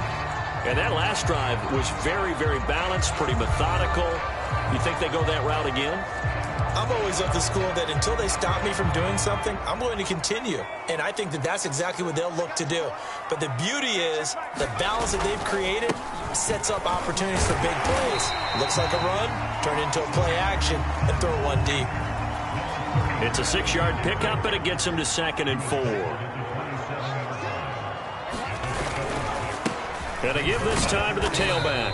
And they'll take him down at the 31-yard line. Line of scrimmage, the 31 now on 1st and 10. Back to throw. Bradshaw escaping the pressure right. And oh, he took that in one-handed. What a grab. That is one heck of a catch right there. Got his eye on it the whole way. And able to make the grab one-handed. Very nicely done, and for a nice chunk of yardage, too.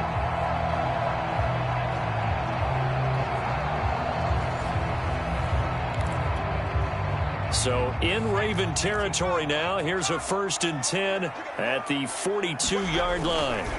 Looking to throw. Bradshaw.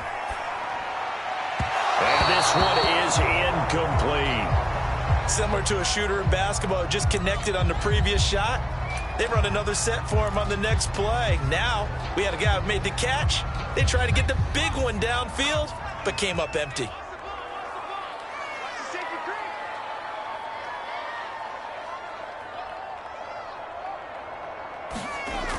He'll try again with the arm here on 2nd down. That's complete to Ward. And past the 35, he'll be dropped a yard or 2 shy of the 30. Good, strong throw and catch right there. And so far in this game, the alleys have been open for them to get completions, and they're taking advantage of it. Flushed out right. And he'll be out of bounds, able to get it down to the 25 there. Nice work to get 7 out of that, and it's second down. Back to throw. Bradshaw. He's got it complete to Clark. I got a kick out of that one, partner. You and I talk often about trying to hide receivers in certain situations, but a guy of his size, you can't really hide him. But the tight end drag route, definitely an effective way to sneak him across the formation for an easy completion and a first down. And this will be incomplete. Physical play on the football there, and it's second down. Throwing again. Bradshaw. The open man is Clark, complete. And they'll work this down to the 15 for a pickup of 4. That was an okay hook up there with his tight end, but unfortunately, they didn't get the kind of yards they had hoped for. That's going to bring up third down. They'll stick with the passing game as he looks to throw. Eluding the pressure. Thrown across his body, and it's intercepted. Picked off at the 15. The 40. The 20. And he will bring this back. It's a pick 6 and a Raven touchdown. Well, dare I say it, it's kind of quid pro quo. Both defenses now with an interception return for a touchdown. Your vocabulary, sir. Well done.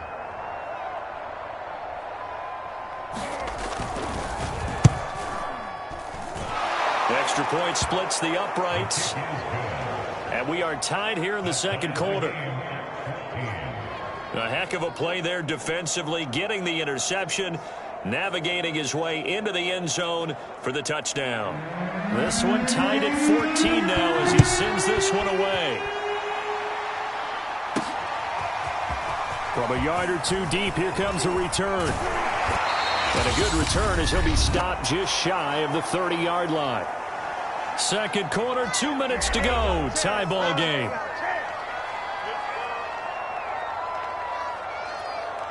A reminder, once we hit halftime, as we do all season, we'll send it down to Jonathan Coachman in Orlando. He'll have all the stats and scores from games in progress around the NFL. The best. And that is going to be pulled in one-handed. Wow.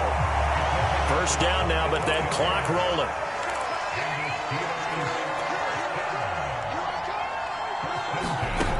Operating from the gun. Bradshaw. I'm not sure he saw the linebacker there as that's batted down and incomplete. And that's a nice job there because you've got to play the ball, not the man when in coverage. That'll keep you away from a lot of needless penalties, and he's able to knock that one away. And second and 10, he'll look to throw again. And he slings one that's incomplete. So back-to-back incompletions. Third down here in 10, but you're still in field goal range. And that's the thing to keep in mind. They're in field goal range. So now you don't take any unnecessary risks, but you try and find a way to get back to what you were doing earlier in the drive in order to finish this one off. Again, he'll drop to throw. And he's got his man in stride, complete. And in for the Steelers, touchdown. A great play there. His first touchdown on the year. And the Steelers have taken the lead. I know these wide receivers are about flash and dash and high-flying plays, but a good number of them played running back at some point in their career, and that's how they finish off a lot of their big plays, run after the catch. And this time he finishes off the big play in the end zone. Boswell good with the extra point. And the lead is now 21-14. Boswell now to kick it away after the touchdown. A fairly short kick from the 14. And not much happening on the return as he'll get this to about the 23. And now Baltimore gets set to take the field. It was still more than a minute to go in the half. Time to try to mount a drive. And I would think that they would have to. This is today's NFL. You got to push it whenever you get an opportunity. You can never have enough points with the high-powered offenses that you face. And analytics will tell you, try and score when given the opportunity. No gain on the screen there. It's second down. Now the Ravens going to use one of their timeouts as they get the stoppage with a little over 50 seconds to go in the first half.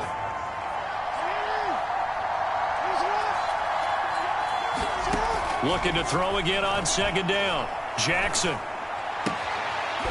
Throwing right, and that's complete. And he's able to get this one up to his 30 before he's out of bounds.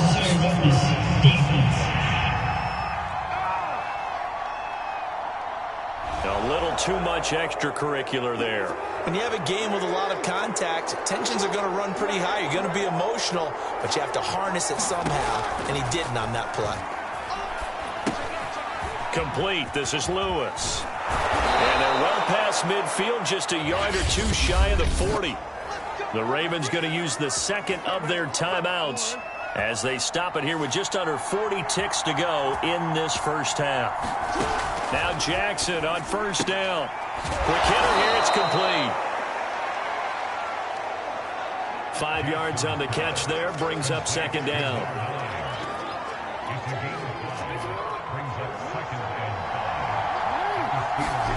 To throw again is Jackson. Throw right side is complete to Andrews, his tight end. And he is out of bounds inside the 30.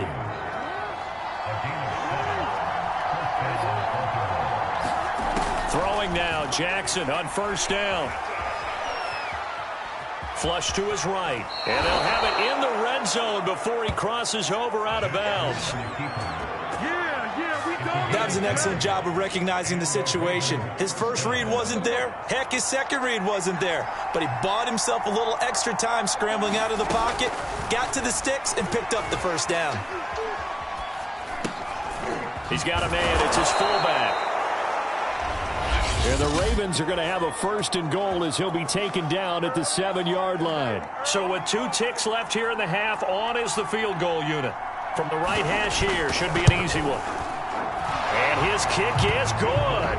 And that will do it for this first half. So we reach halftime here in the Steel City with the Steelers on top. As we'll send you down to Orlando, and we check in with Jonathan Coachman for our EA Sports Halftime Report. Coach. Okay, Brandon, thank you very much. More from you, too, in just a bit. But first, let's get everybody caught up with what's going on around the NFL here in Week 5. We'll get started up at Paul Brown Stadium in Cincinnati. And this, a tight one, a 2-point game at halftime.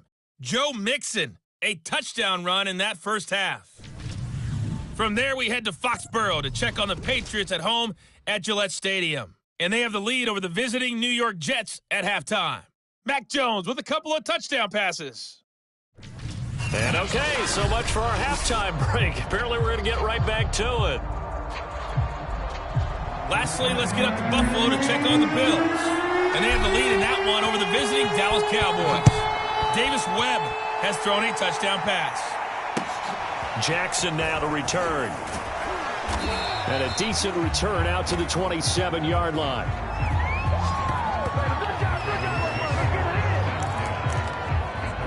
The Raven offense set to start this third quarter.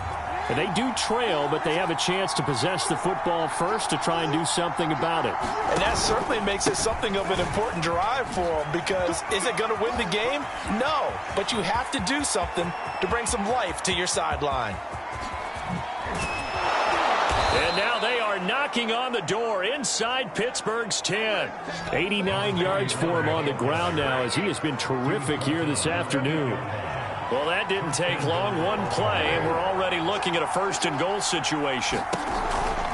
Now they'll run with Lewis. They'll get this halfway home from the 8 to the 4 on a gain of 4. And Brad, they went to a nickel defense, and that's a surprise this close to the goal line, because ordinarily you use the back end of the end zone, the sidelines as extra defenders, and you want bigger people on the field to try and help against the run. And the D not yielding much there. He's only going to get a yard to about the 2. His path became similar to almost running a stretch play, didn't it? Trying to find a crease, anywhere to put his foot in the ground and cut back. It just never materialized. Jackson. Boy, no chance as he was met and dropped behind the line there. Losing 2 yards that time, and now it's 4th down. So out comes the field goal team now for the 2nd time here today. Oh, they pitch to the tight end. It's a fake. They pass up the 3, fake it. It doesn't work. And the Steeler D will celebrate the goal line stand.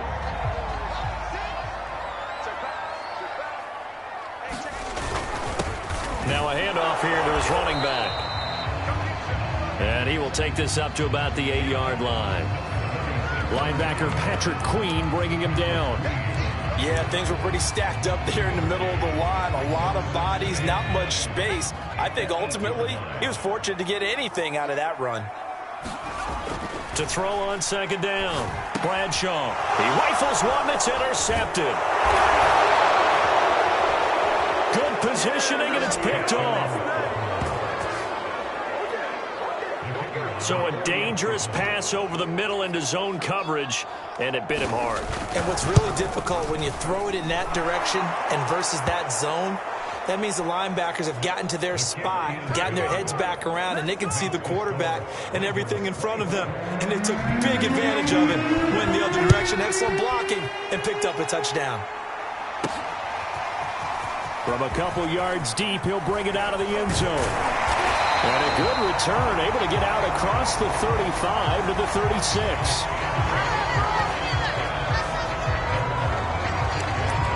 The Steelers ready for their next possession. Good starting field position for them here as they come up 1st and 10 at their 36-yard line. And he'll give it here to his running back. And he'll be taken down, but not before he works it past the 50. Sometimes it's hard to believe, but there are times this game is about patience, isn't it? Has had the game he expected, but that run there, that may get him going. I was just going to say, maybe that gives him a little juice, because you're right, he struggled, especially in that first half. Yeah, and I know the great ones always think to themselves, just hang in there. I'm just one big carry away from busting this open. That's a good start for him. Back-to-back good plays have him on the move on 1st down. Looking to throw. Bradshaw escaping the pressure right. Throw right side taken in by Swan. And into the end zone. Touchdown, Pittsburgh. A great effort there. Hitting double digits with his 10th touchdown of the season. And the Steelers are going to retake the lead. And a nice job by him to catch the slant and then navigate and break free. And receivers love slant routes because it gets the ball in their hands so quickly and oftentimes on the move. And when they're on the move like that, then they get to use their best asset, which is usually their speed. And their speed sometimes, like this instance, can take them into the end zone. Extra point put through by Boswell. And that will make this a 4-point game. Boswell now to kick it away after the touchdown. Pulls it in at the 13.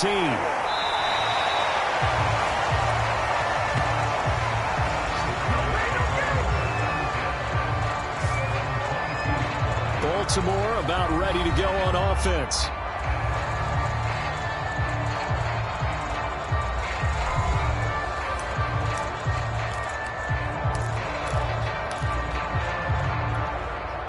Jackson and the Ravens come up now 1st and 10 at their own 22. They'll start off with a give to Lewis.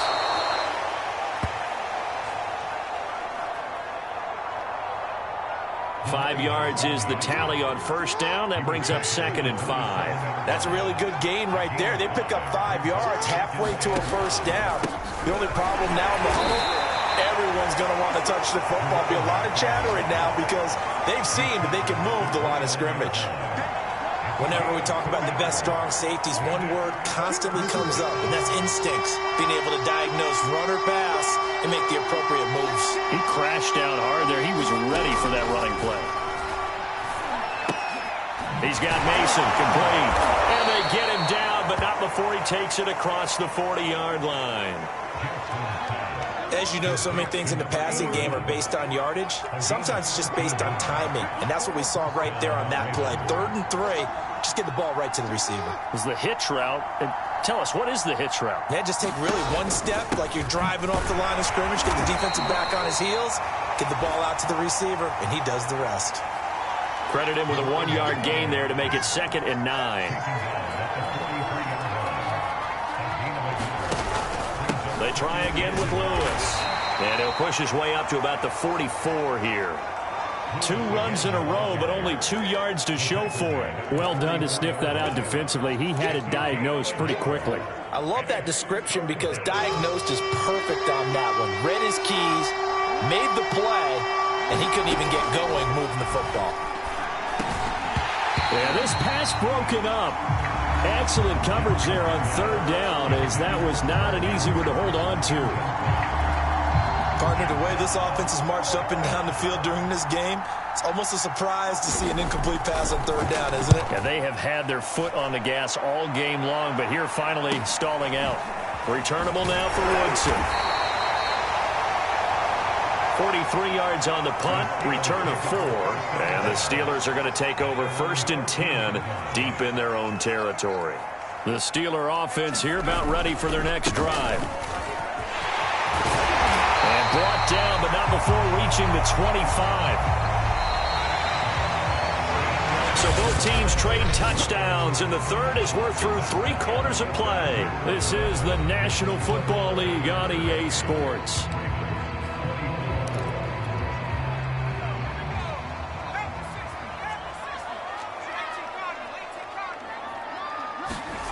On 1st and 10, Bradshaw flushed out right. And he'll get this up past the 25 before he's out of bounds. He'll get 3 yards on the scramble there. It's 2nd down. Going to give this time to the tailback. A pickup of about 3 yards as he's taken down at the 31. The Steelers on 3rd down. They've been good. 3 for 4 thus far. This is 3rd and 4. Back to throw. Bradshaw eluding the pressure right. And he will slide to a stop. He does have the 1st down. And they're going to speed things up here. Now a play fake here on 1st down. Steps away. On a crossing route that's complete to Clark. Give him 9 there on the 1st down completion. Looking to throw on 2nd down. Bradshaw. There's Clark. He's got him again. And he's going to be taken down with the 1st down at the Ravens' 37.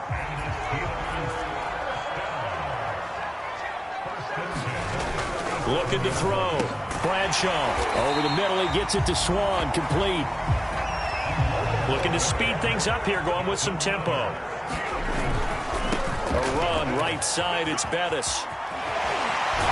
And he's out of bounds. Almost gets to the 10. 85 yards rushing for him so far as his terrific season continues here. And carries like that, that's how they're going to continue to salt this thing away here, Charles, in the 4th quarter. Yeah, how about that? A new set of downs. Clock continues to move. No better way to close out a game than to tap those mastodons you have up front and say, guys, keep pounding them. Let's keep the ball, keep their offense on the sidelines, and let's close this one out. Now a handoff here to his running back. And nothing doing. He's immediately taken down at the line of scrimmage. And the Steelers on 3rd down. They've been near perfect. 4 for 5 to this point. This is 3rd and 8. And he's in. Touchdown, Steelers. A great play there with his first career NFL touchdown. And the Steelers add on to their lead, and they are also closing in on a 5th straight victory. Extra point now by Boswell. And he's been a busy man, 5 for 5 now as he knocks another one through to extend the lead. A 10-play drive that time, and a 9-yard run on the end of it. Boswell now to kick it away after the touchdown. Taken from about the 12. And he'll be stopped up at the 25.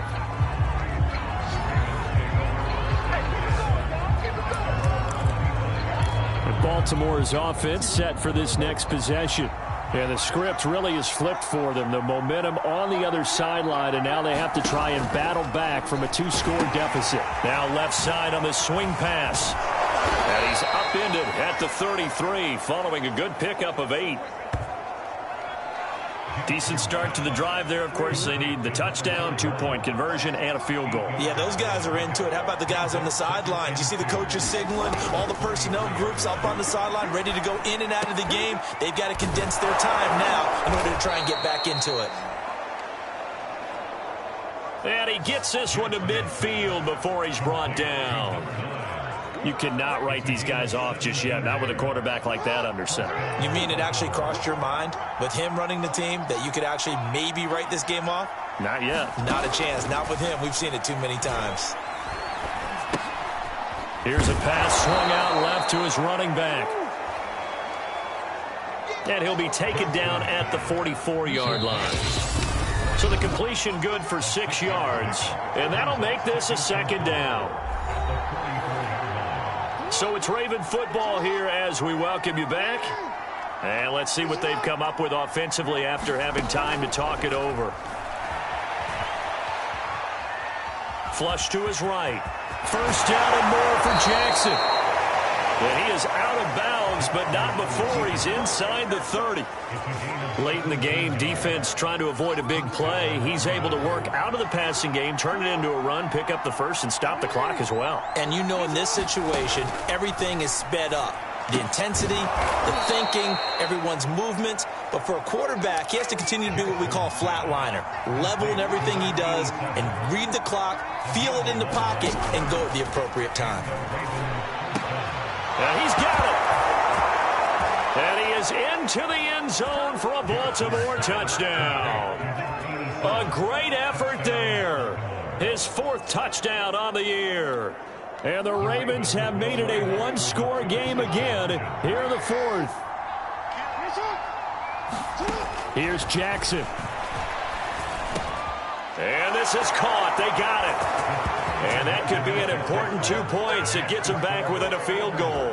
So the deficit now 3 after the huge conversion, but they need to get the football back. So this is where special teams really comes into play, because getting the ball back, it starts with this next kickoff. How do they get downfield? Either jar it loose or get the ball back themselves. That's going to be key for them. A tough one there. They certainly wanted that when they needed it, but they didn't absolutely have to get it. They still do have 3 timeouts. You're exactly right. They had to attempt it. But even though they didn't get it, as you noted, with 3 timeouts, if they can get these stops on defense, all hope is not lost. Now the Ravens going to use one of their timeouts as they'll talk things over prior to this upcoming 2nd down play. Again, they'll run with Bettis. And a short gain there down to the 37-yard line. The Ravens going to use the 2nd of their timeouts as they'll head to the sideline and talk over what to do next. They'll try and run some clock here as they keep it on the ground. And he works it past the 30, almost to the 25. Ravens going to use their 3rd and final timeout. And they'll be disappointed to have to burn one there after giving up the first down. And he'll give it here to his running back. And he'll go out of bounds inside the 15-yard line. 115 yards rushing for him now as he has been tremendous all day long. Not totally home free yet, but it's looking good as they come up 1st and 10. That one looks like he'll throw here. Escaping the pressure right. Touchdown! A great play there. With touchdown number 2 in the game and now 11 on the year. And the Steelers, they broaden their lead. Boswell good with the extra point. And these guys will take a 10-point lead. 5 plays there on that drive. And it ends with the Steelers finding the end zone. Boswell now to kick it away after the touchdown. Pulls it in at the 13. And able to take it past the 25 and up to the 28-yard line. Getting set to go again as we look at the back, heading onto the field again. And after a sluggish start, he's really bounced back. The numbers bear that out. And you're a baseball guy, partner. How many at-bats over the course of a baseball season? Oh, boy, 4 in a game. Yeah, about 4 in a game. 4 times 162. 350 or so, right? Sometimes it takes a while for a guy to get going. That's my point. It's not the first few carries. You don't worry about that. As they go along, get that guy lathered up, get those blocking assignments down. Those 2-yard gains turn into bigger gains as the game moves along. Got his man complete over the middle. That's Mason. Now the Steelers use the first of their 3 timeouts. It's just their first. They've got 2 more to use here in the final stages. Jackson to throw. Forced out to his left. And the stop here will come at the 38-yard line. Now the Steelers use the second of their 3 timeouts. That'll leave them with just 1 remaining in this 4th quarter of play. Jackson. Firing quickly here, and that's complete. Now the Steelers going to use their 3rd and final timeout. That'll be their 3rd and final stoppage here as we step aside. Throwing, Jackson. He finds his man, complete. That's Clayton. And they're going to have themselves another first down as the tackle's made at the Steelers' 24-yard line. One last shot for Jackson. Dumps it off to Lewis. And a little bit of a consolation prize there. He's into the end zone. Won't win them the game, but they do get the score with all zeros showing. But some fantasy players are really happy with that score. The extra point here is good, but the late touchdown can only draw the score a bit closer as this game is over. Well, on the one side, if you try to take away something positive from this game, they played to the final whistle, getting the touchdown there on the last play, but still, all for naught, really. Yeah, I'd say give them points for positivity. I like that. That part is good. But I often wonder, when the game is settled and the clock is run out, do we really need to kick the extra point? Oh, yeah. It's silly. It's silly. It doesn't make any sense to me. I know that people have explained before, well, you got to play it all the way through. Come on, this thing was done. So for Pittsburgh, they improved to 5-0 now on the young season. And they will hit the road next week to take on the Los Angeles Rams. Meanwhile, for Baltimore, things aren't looking good. It'll be an 0-5 start. And they'll try to turn things around next week as they have a matchup in Cincinnati against the Bengals. So for